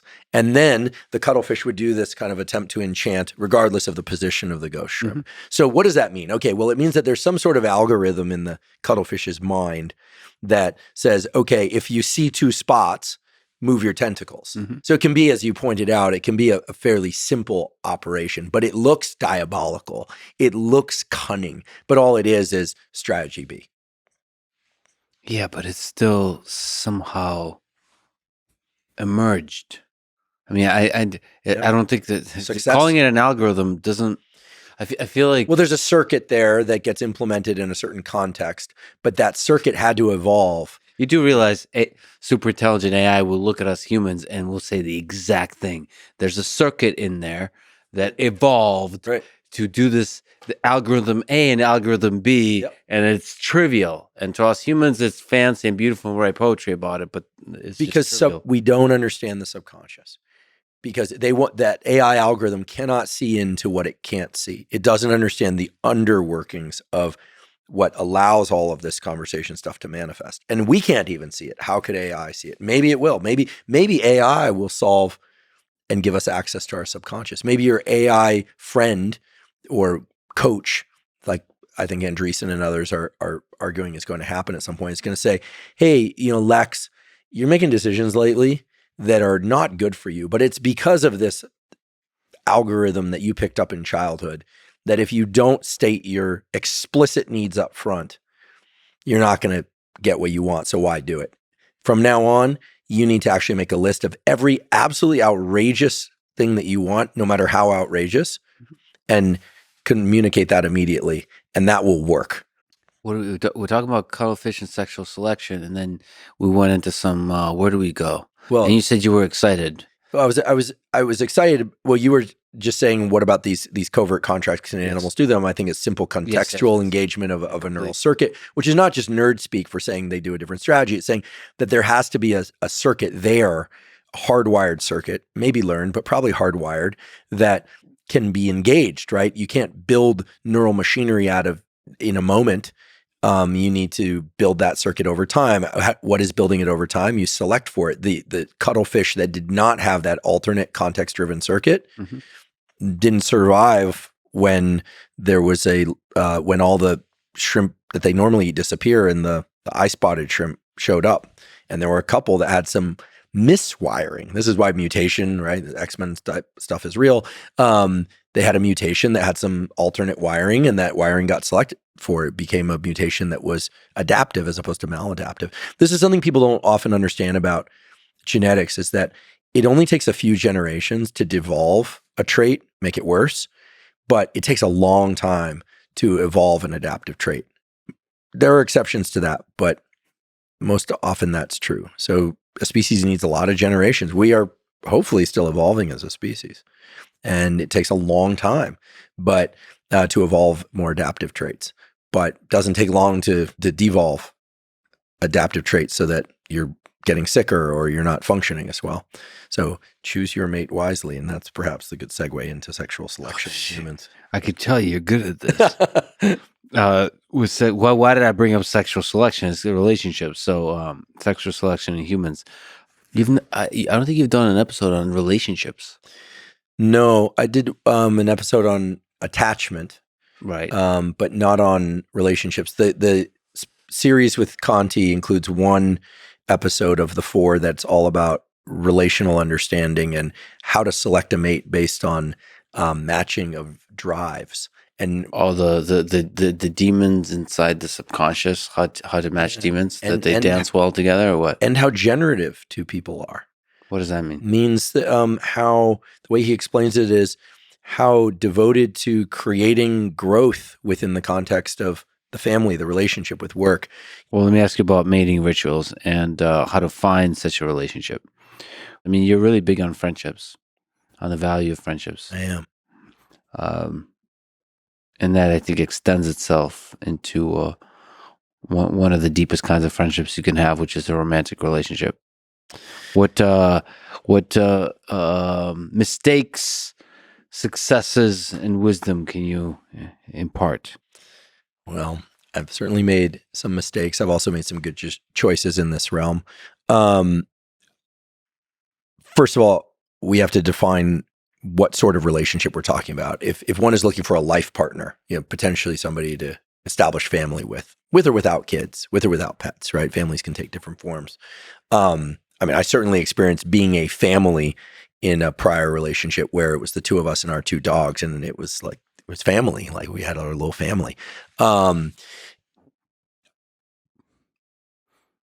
think based on my experience and based on input from friends who themselves have very successful relationships, I must say I've got friends who are in long-term, monogamous, very happy relationships where there seems to be a lot of love, a lot of laughter, a lot of challenge, and a lot of growth. And both people, it seems, really want to be there and enjoy being there. Just to pause on that, one thing to do, I think, by way of advice, is listen to people who are in long-term successful relationships. That's like, it seems dumb, but like we both know and are friends with Joe Rogan, who's been in a long-term, really great relationship, and he's been an inspiration to me. So you take advice from that guy. Definitely. And several members of my podcast team are in excellent relationships. I think one of the things that rings true over and over again in the advice and in my experience is, find someone who's really a great friend. Like, build a really great friendship with that person. Now, obviously not just a friend if we're talking romantic relationship, but, and of course, sex is super important, but it should be a part of that particular relationship alongside or meshed with the friendship. Can it be a majority of the positive exchange? I suppose it could, but I think the friendship piece is extremely important, because what's required in a successful relationship clearly is joy in being together, trust, a desire to share experience, both mundane and more adventurous, support each other, acceptance, a real maybe even admiration, but certainly delight in being with the person. Earlier we were talking about peace And I think that sense of peace comes from knowing that the person you're in friendship with or that you're in romantic relationship, or ideally both, because let's assume the best romantic relationship includes a friendship component with that person. It's like you just really delight in their presence, even if it's a quiet presence. And you delight in seeing them delight in things, right? That's clear. The trust piece is huge, and that's where people start. We don't want to focus on what works, not what doesn't work, but that's where I think people start engaging these covert contracts. They're afraid of being betrayed, so they betray. They're afraid of giving up too much vulnerability, so they hide their vulnerability. Or in the worst cases, they feign vulnerability. Again, that's a covert contract that just simply undermines everything. It becomes 1 + 1 = 2 - 1 to infinity. Conversely, I think if people can have really hard conversations, this is something I've had to work really hard on in recent years and that I'm still working hard on. But the friendship piece seems to be the thing that rises to the top when I talk to friends who are in these great relationships. It's like they have so much respect and love and joy in being with their friend. It's the person that they want to spend as much of their non-working, platonic friendship time with, and the person that they want to experience things with and share things with. And it sounds so kind of canned and cliche nowadays, but I think if you step back and examine how most people go about finding a relationship, so like, oh, like, am I attracted? Of course, physical attraction is important, and other forms of attraction too. And they sort of enter through that portal, which makes sense. That's the mating dance, right? That's the peacock situation. That's hopefully not the cuttlefish situation. But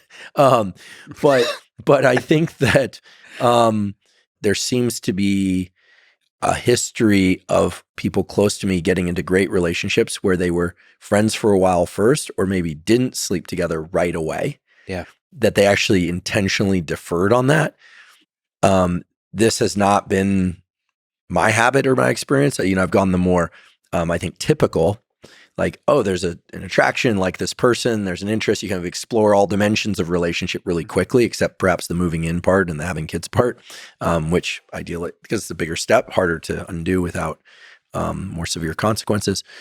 But I think the whole take it slow thing, I don't think is about getting to know someone slowly. I think it's about that physical piece, because that does change the nature of the relationship.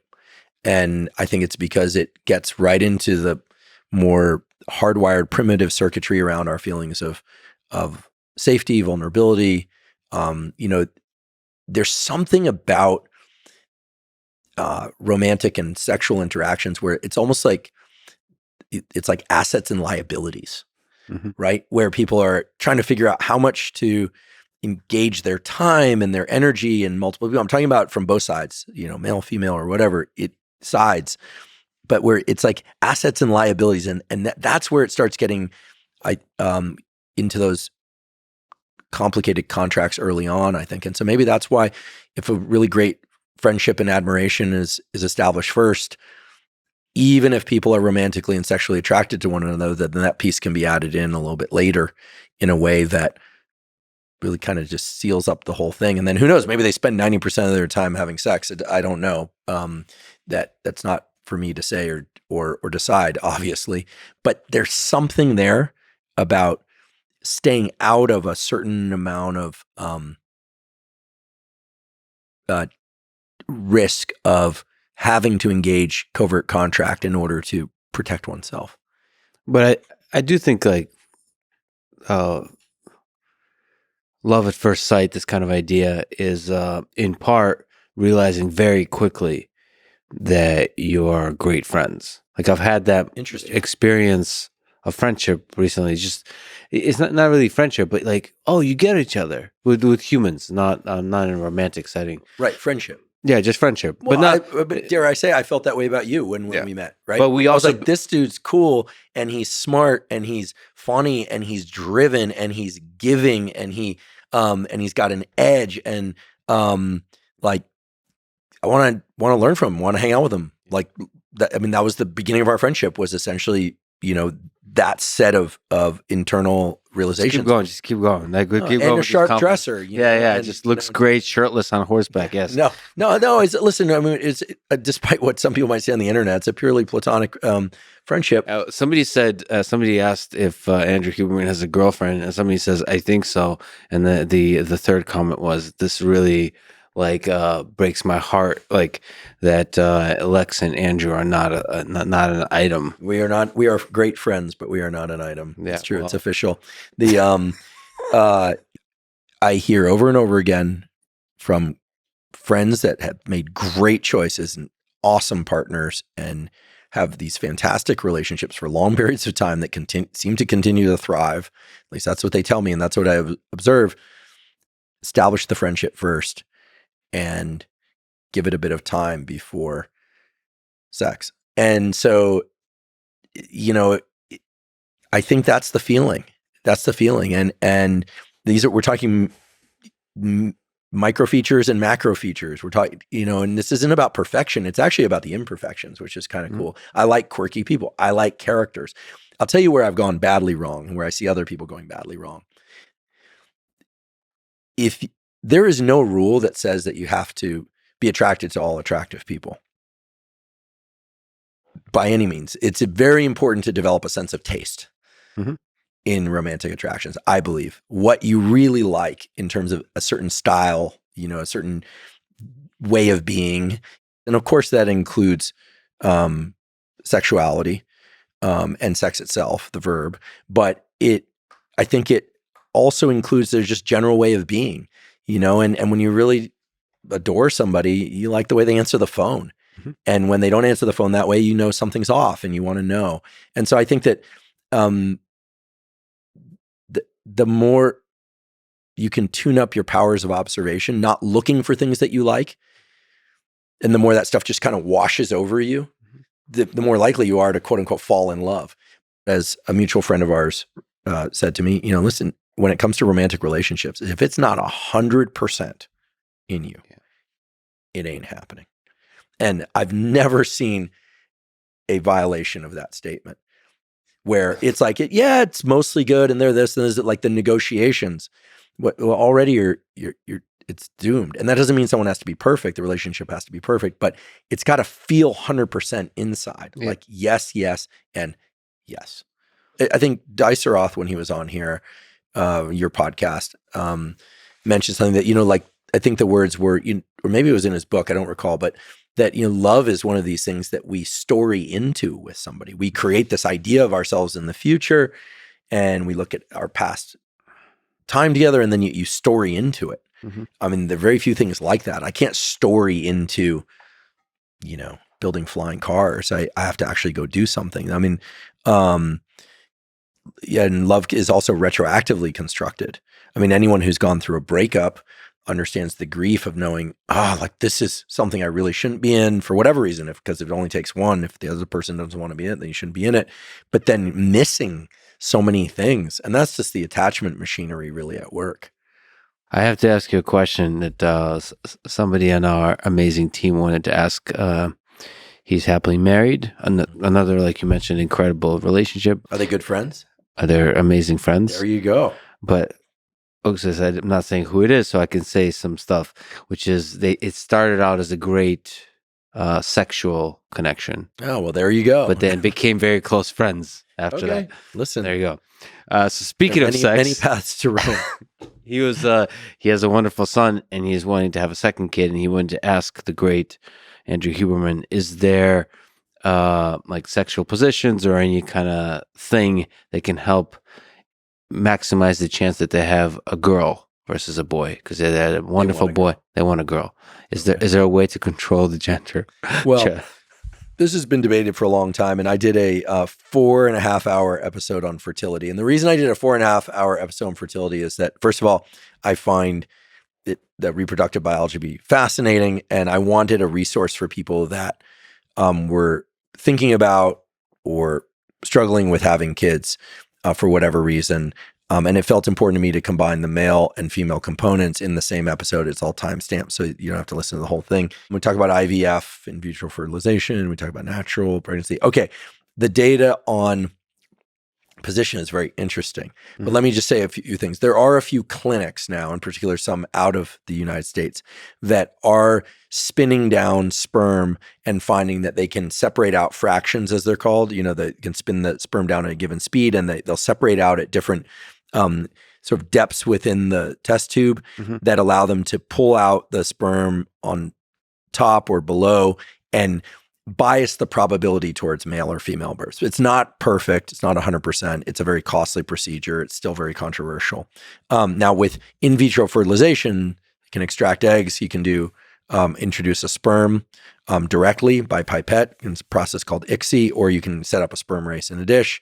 And if you get a number of different embryos, meaning the eggs get fertilized to duplicate and start to form a blastocyst, which is a ball of cells, early embryo, then you can do karyotyping. So you can look for XX or XY, select the XY, which then would give rise to a male offspring, and implant that one. So there is that kind of sex selection.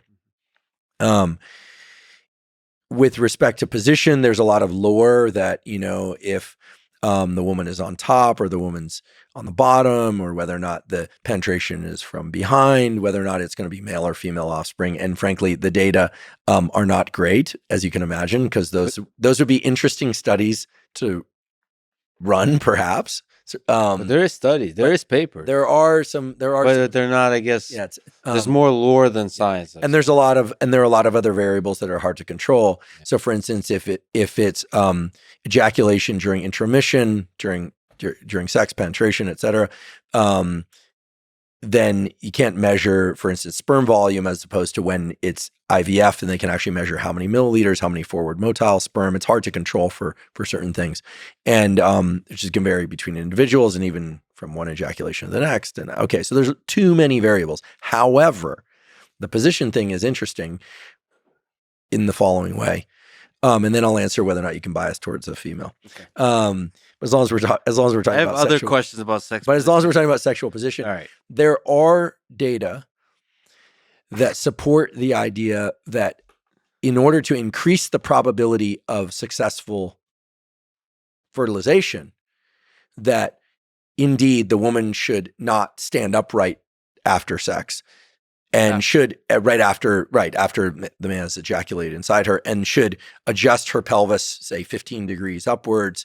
I mean, some of the fertility experts, MDs, will say that's crazy, but others that I sought out, and not specifically for this answer, but for researching that episode, said that, yeah, what you're talking about is trying to get the maximum number of sperm, and it's contained in semen, and yes, the semen can leak out. And so keeping the pelvis tilted at 15 degrees for about 15 minutes, obviously tilted in the direction that would have things running upstream, not downstream, so to speak. Gravity. Gravity, it's real. So for maximizing fertilization, the doctors I spoke to just said, look, given that if people are trying to get pregnant, what is spending 15 minutes on their back? This sort of thing. Okay, so then with respect to female, getting a female offspring, or XX female offspring, selectively, there is the idea that as fathers get older, they're more likely to have daughters as opposed to sons. That's from the papers I've read, is a significant but still mildly significant result. So with each passing year, this person increases the probability they're going to have a daughter, not a son. Look, so that's interesting. But the probability differences are probably tiny. I mean, it's not, it's a significant. It's not trivial. Mm-hmm. It's not a trivial difference. But if they want to ensure having a daughter, then they should do IVF and select an XX embryo. And when you go through IVF, they genetically screen them for karyotype, which is XXXY. And they look at mutations, genotypic mutations for things like, trisomies and aneuploidies, all the stuff you don't want. But there is a lot of lore if you look on the internet. Sure, different foods. So there are a lot of variables. There's a lot of variables, but there haven't been systematic studies. So I think probably the best thing to do, unless they're going to do IVF, is just, roll the dice and, I think with each passing year, they increase the probability of getting a female offspring. But of course, with each passing year, the egg and sperm quality degrade. Mm-hmm. So, get after it soon. So I went down a rabbit hole. There's like sexology. There's journals. Oh yeah, on sex. Sure. Okay, so sure. Some of them, not all, quite reputable. And some of them really pioneering in the sense that they've taken on topics that are, considered, outside the main frame of what people talk about, but they're very important. We have episodes coming out soon with, for instance, the head of male urology, sexual health, and reproductive health at Stanford, Michael Eisenberg, but also, one with a female urologist, sexual health, reproductive health, Dr. Rena Malik, who has a quite active YouTube presence. She does these really dry scientific presentation, but very nice. She has a lovely voice, but she'll be talking about erections or squirting or like all this. Like she does like very kind of internet type content. Mm-hmm. But she's a legitimate urologist, reproductive health expert, and in the podcast we did talk about both male and female orgasm. We talked a lot about sexual function dysfunction. We talked a lot about pelvic floor. One interesting factoid is that only 3% of sexual dysfunction is hormonal, endocrine in nature. It's more often related to some pelvic floor or vasculature, blood flow related or other issue. And then when Eisenberg came on the podcast, he said that far less sexual dysfunction is psychogenic in origin than people believe, that far more of it is pelvic floor, neuro, and vascular.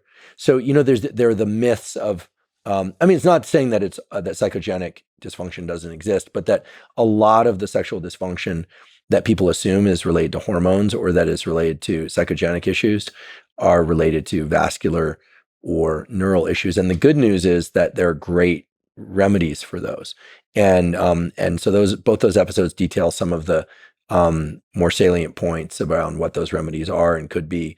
One of the kind of, again, factoids, but it was interesting that a lot of people have pelvic floor issues and they think that their pelvic floors are quote unquote messed up. So they go on the internet, they learn about Kegels, and it turns out that some people need Kegels. They need to strengthen their pelvic floor. Guess what?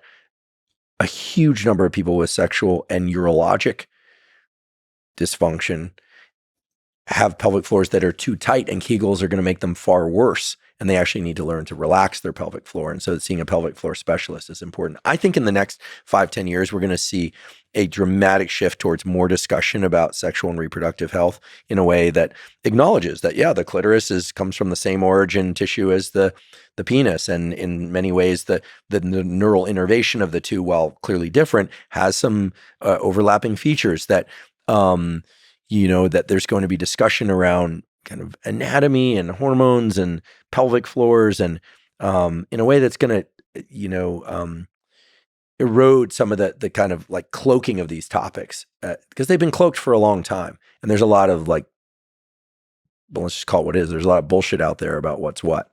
And now the hormonal issues, by the way, just to clarify, can impact desire.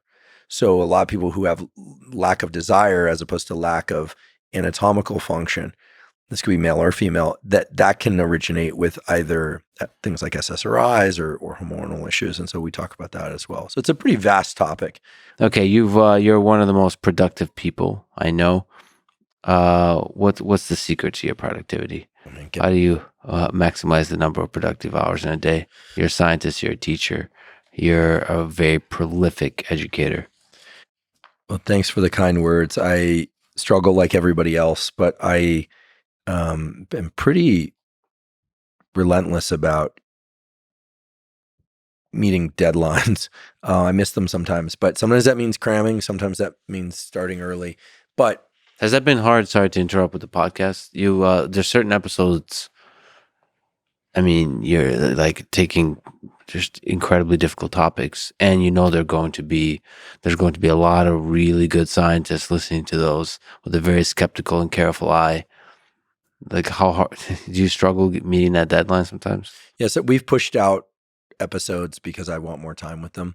I haven't advertised this, but I have another fully tenured professor that's started checking my podcasts and helping me find papers. He's a close friend of mine. He's an incredible expert in neuroplasticity, and that's been helpful. But I research I do all the primary research for the episodes myself. Although my niece has been doing a summer internship with me and finding amazing papers. Mhm. She did last summer as well. She's really good at it. Just stick that kid on the internet and she gets great stuff. Can I ask you, just going on tangents here, what's the hardest, finding the papers or understanding what a paper is saying? Finding the best papers. Yeah. Because you have to, you read a bunch of reviews, figure out who's getting cited, call people in a field, make sure that this is the stuff. I mean, I did this episode recently on ketamine, about ketamine. I wasn't on ketamine. And there's this whole debate about S versus R ketamine, SR ketamine. And I called 2 clinical experts at Stanford. I had a researcher at UCLA help me. Even then, a few people had gripes about it. I don't think they understood a section that I was perhaps could have been clearer about. But yeah, you're always concerned that people won't get it or I won't be clear. So the researching is mainly about finding the best papers. And then I'm looking for papers that establish a thoroughness of understanding that are interesting. Obviously, it's fun to get occasionally look at some of the odder or more progressive papers that are, what's new in a field, and then where there are actionable takeaways to really export those with a lot of thoughtfulness. I mean, I think that going back to the productivity thing, I get up, I look at the sun, I don't stare at the sun, but I get my sunshine. It all starts with a really good night's sleep. I think that's really important to understand. So much so that if I wake up and I don't feel rested enough, I'll often do a non-sleep deep rest, yoga nidra, or go back to sleep for a little bit, get up, really prioritize one, the big block of work for the thing that I'm researching. I think a little bit of anxiety and a little bit of concern about deadline helps. Turning the phone off helps. Realizing that those peak hours, whenever they are for you, you do not allow those hours to be invaded unless there's a nuclear bomb goes off. And nuclear bomb is just a phraseology for, it could be family crisis would be good justification if there's an emergency, obviously. But it's all about focus. It's all about focus in the moment. It's not even so much about how many hours you log. It's really about focus in the moment. How much total focus can you give to something? And then I like to take walks and think about things, and sometimes talk about them in my voice recorder. So I'm just always churning on it all the time. And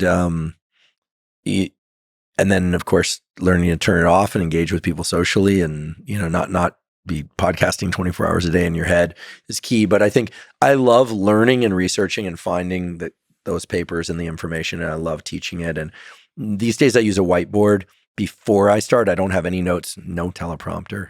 Then the whiteboard that I use beforehand is to really sculpt out the different elements and the flow, get the flow right, and move things around. The whiteboard is such a valuable tool. Then take a couple pictures of that when I'm happy with it, put it down on the desk. And these are just bullet points, and then just churn through. And nothing feels better than, researching and sharing information. And as you did, grew up writing papers, and it's hard. And I like the friction of can't, I want to get up, want to use the bathroom. When I was in college, I was trying to make up deficiencies from my lack of attendance in high school, so much so that I would set a timer. I wouldn't let myself get up to use the bathroom even. Never had an accident, but I was, it was like I listened to music, classical music, Rancid, a few other things, some Bob Dylan maybe thrown in there, and just study. And it felt, and then hit the 2-hour mark and you're in pain, and then you get up and you're like, use the bathroom. You're like, that felt so good. Yeah. There's something about the human brain that likes these kind of friction points and working through them, and you just have to work through them. So yeah, I'm productive, and my life is arranged around it. Mm-hmm. And that's been a bit of a barrier to personal life at times, but my life's been arranged around it. I've set up everything so that I can learn more, teach more. Including, some of my home life. And, but I do, still watch Chimp Empire. Still got time to watch Chimp Empire. Look, the great Joe Strummer, right? Clash, or my favorite Mescaleros, he said, this famous Strummer quote, no input, no output. So you need experience, you need outside things in order to foster the process. But just nose to the grindstone, man. I don't know. And that's what I'm happy to do with my life. I don't think anyone should do that just because, but this is how I'm showing up. And, if you don't like me, then scroll. What do they say? Swipe left, swipe right. I don't know. I'm not on the apps, the dating apps. So that's the other thing. I keep waiting for when listens to Lex Fridman podcast is a checkbox on like Hinge or Bumble or whatever it is. But I don't even know, are those that are field? I don't know what are the apps now? I've never used an app, and I always found troublesome how little information is provided on apps. Well, they're the ones that are like a stocked lake, like Raya. It's like they sort of like companies will actually fill them with people that look a certain way, and soon it'll be filled with AI. Oh, yeah, that's the way you said. Oh, that's the heartbreak within that. Well, I'm guilty of liking real human interaction.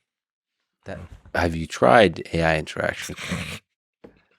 No, but I have a feeling you're going to convince me to. One day. I've also struggled finishing projects that are new, that are something new. Like, for example, one of the things I really struggled finishing is something that's in Russian that requires translation and overdub and all that kind of stuff. The other project I've been working on for like over at least a year, off and on, but trying to finish is something we've talked about in the past.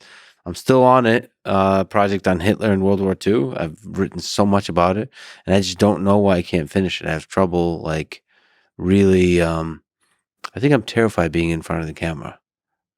Like this? Like this. Or solo? Well, actually, no, solo. Well, if ever you want to do solo, and seriously, because we've done this before, right? Our clandestine study missions. I'm happy to sit in the corner and work on my book or do something if you want to. If it feels good, just have someone for the feeling of somebody else. Definitely. What do you? I mean, how do you? You don't seem to. You seem to have been fearless to just sit in front of the camera by yourself to do the episode. Yeah, it was weird. I mean, the first year of the podcast, it just spilled out of me. It was just, I had all that stuff. I was so excited about it. I've been talking to everyone and who would listen and anyone, even when they'd run away, I'd keep talking, before there was ever a camera. It wasn't on social media. In 2019, I posted a little bit. 2020, as you know, started going on podcasts. But yeah, the zest and delight in this stuff. It's like circadian rhythms. I'm going to tell you about this stuff. I just felt like here was the opportunity and just let it burst. And then as we've gotten into topics that are a little bit further away from my home knowledge, it's like I still get super excited about it. I mean, it's music in the brain episode I've been researching for a while now. I'm just so hyped about it. It's so interesting. There's so many facets. Singing versus improvisational, music versus listening to music versus learning music. I mean, it just goes on and on. There's just so much that's so interesting. I just can't get enough. And I think, I don't know, you put a camera in front of me, I sort of forget about it. And I'm just trying to just teach. Yeah, so that's interesting. I mean, forget the camera. Maybe I need to find that joy as well. But like for me, a lot of the joy is in the writing, and the camera. There's something. Well, the best lecturers, as you know, and you're a phenomenal lecturer, so you embody this as well. But when I teach at Stanford, I was directing this course in neuroanatomy and neuroscience, and for medical students, and I noticed that the best lecturers would come in, and they're teaching the material from a place of deep understanding, but they're also experiencing it as a first-time learner at the same time. So it's just sort of embodying the delight of it, but also the authority over not authority, but the sort of mastery of the material. And it's really the delight in it that the students are linking onto. And of course, they need and deserve the best accurate material. So they have to know what they're talking about. But just tap into that energy of learning and loving it. And people are along for the ride. Or, I get accused of being long-winded, but things get taken out of context.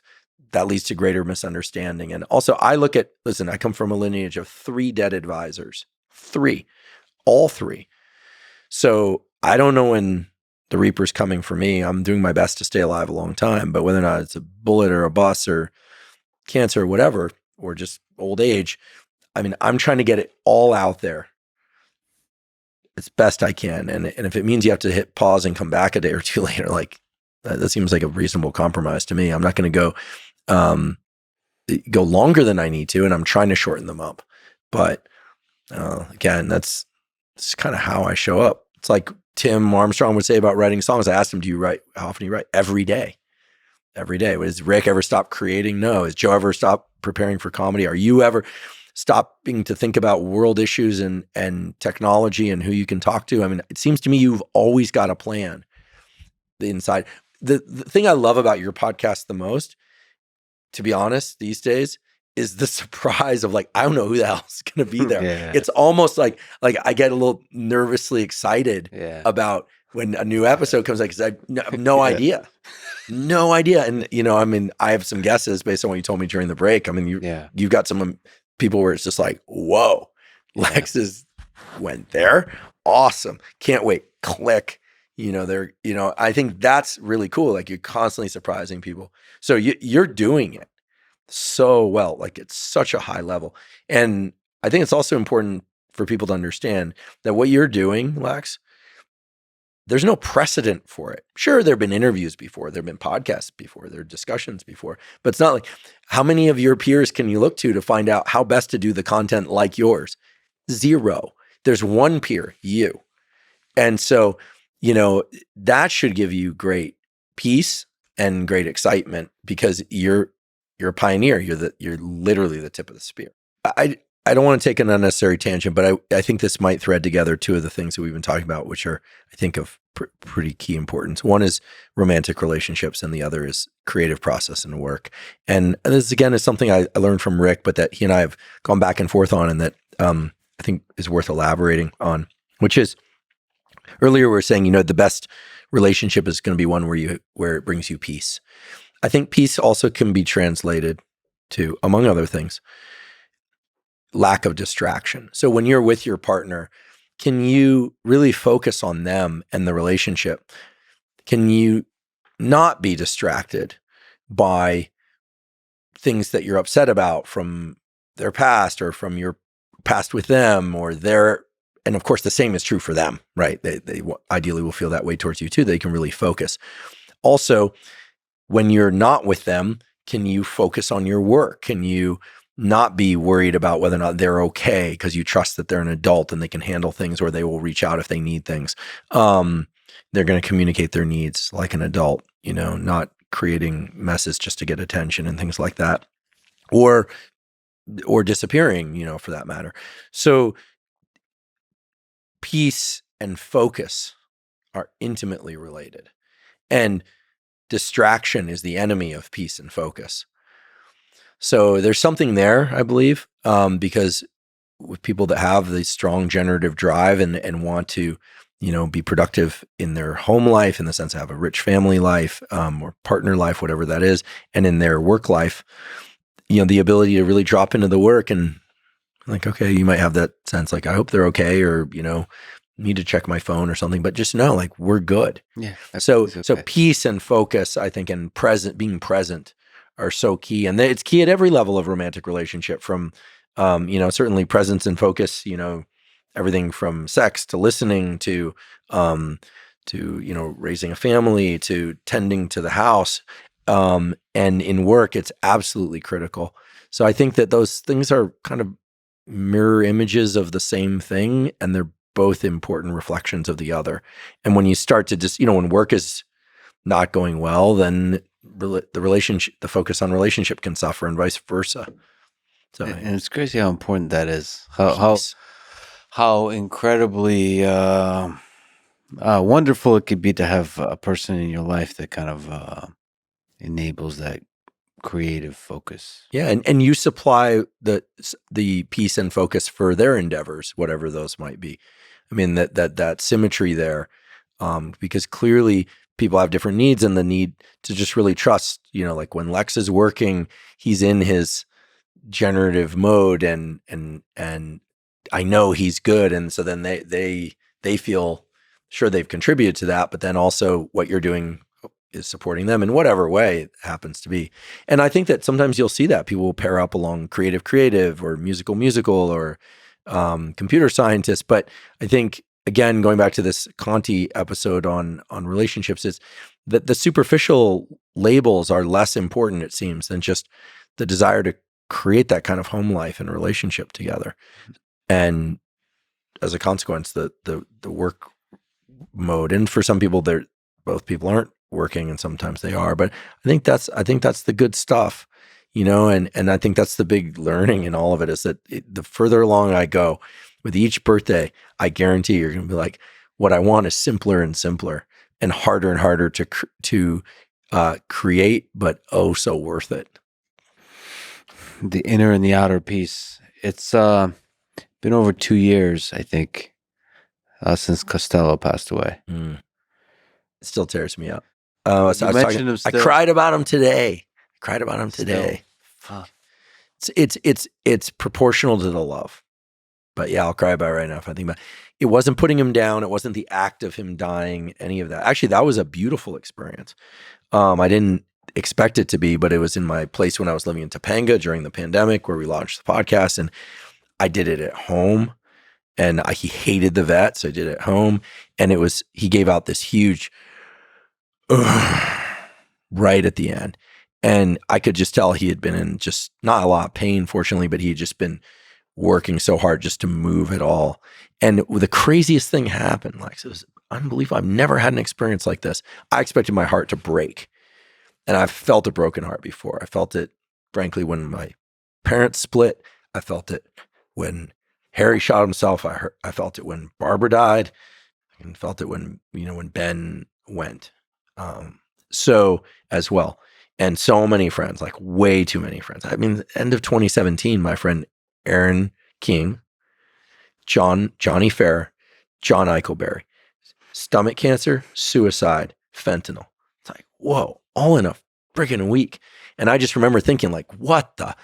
But when and it's just heartbreaking, you just carry that. And it's like, and that's just a short list, And I don't say that for sob stories, just for a guy that wasn't in the military or didn't grow up in the inner city. Like, it's an unusual number of like deaths, like close people. When Costello went, the craziest thing happened. My heart warmed up.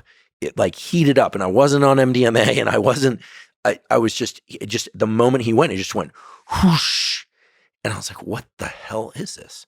And it was like a supernatural experience to me. I just never had that. I put my grandfather in the ground. I was a pallbearer at the funeral. I've like done that more times than I'd like to have ever done it. And it just heated up with Costello. And I thought, what the fuck is this? And it was almost like, and we make up these stories about what it is, but it was almost like he was like, all right, I have to be careful because I will cry here. And I don't want to. It was almost like he was like, all that effort, because I had been putting so much effort into him. It was like, all right, you get that back. It was like the giant friggin' thank you. And it was incredible, and I'm not embarrassed to shed a tear or two about it if I have to. Like, I was like, holy shit. Like, that's how close I was to that animal. Where do you think you can find that kind of love again? Man, I don't know. I mean, when, and excuse me for welling up, but it was just, I mean, it's a friggin' dog, right? I get it. But for me, it was the first real home I ever had. But when Costello went, it was like we'd had this home in Topanga. We had set it up, and and he was just so happy there. And I think it just, I don't know. It was like this weird, like victory / massive loss. Like we did it. 11 years. Fucking did everything to make him as comfortable as possible. And he was super loyal, beautiful animal, but also just funny and fun. And I was like, I did it. I gave as much of myself to this being as a human I felt I could without making it, detracting from the rest of my life. And and so I don't know. When I think about Barbara, especially, I well up and it's hard for me, but I mean, I talked to her before she died, and that was a brutal conversation, saying goodbye to someone, especially with kids. And that was hard. I think that really flipped a switch in me where I'm like, I always knew I wanted kids. I'd say, I want kids. I want a lot of kids. That flipped a switch in me. I was like, I want kids. I want my own kids. You might be able to find that kind of love. Yeah. I think because it was the caretaking. It wasn't about what he gave me all that time. And the more I could take care of him and see him happy, the better I felt. It was crazy. And I don't know. So I miss him every day. Every day. I miss him every day. You got a heart that's so full of love. I can't wait for you to have kids. Thanks, man. For you to be a father. Yeah, well, I can't wait to do the same. When I'm ready for it, when when God decides I'm ready, I'll have them. And then I will still beat you to it, as I told you many times before. I think you should absolutely have kids. Mm-hmm. I mean, look at the people in our life, because we're kind of in case you haven't realized it already, like we're the younger of the podcasters. But like Joe and Peter and Segura and I'm and the rest, right? They're like the tribal elders, right? And we're we're not the youngest in the crew, but we're if you look at all those guys, they all have kids. Mm-hmm. They all adore their kids. Mm-hmm. And their kids bring tremendous meaning to their life. Like we'd be morons if you didn't go off and start a family, I didn't start a family. And yeah, I think that's the goal. I mean, I think the kids of the goals, that's one of them. The kids not only make them their life more joyful and brings love to their life, it also makes them more productive, makes them better people. All of that. It's like it's kind of obvious. Yeah, I think that's what Costello wanted. I think I have this story in my head that he was just like, okay, like take this, like you can. Yeah, and don't fuck this up. And Lord knows, don't fuck this up. Andrew, I love you, brother. This is incredible. Love you too. I appreciate you. We'll talk often on each other's podcast for many years to come. Yes, many years to come. Thank you. Thanks for having me on here. And there are no words for how much I appreciate your example and your friendship. So love you, brother. I love you too. Thanks for listening to this conversation with Andrew Huberman. To support this podcast, please check out our sponsors in the description. And now, let me leave you with some words from Albert Camus. In the midst of winter, I found there was within me an invincible summer. And that makes me happy, for it says that no matter how hard the world pushes against me, within me there's something stronger, something better, pushing right back. Thank you for listening, and hope to see you next time.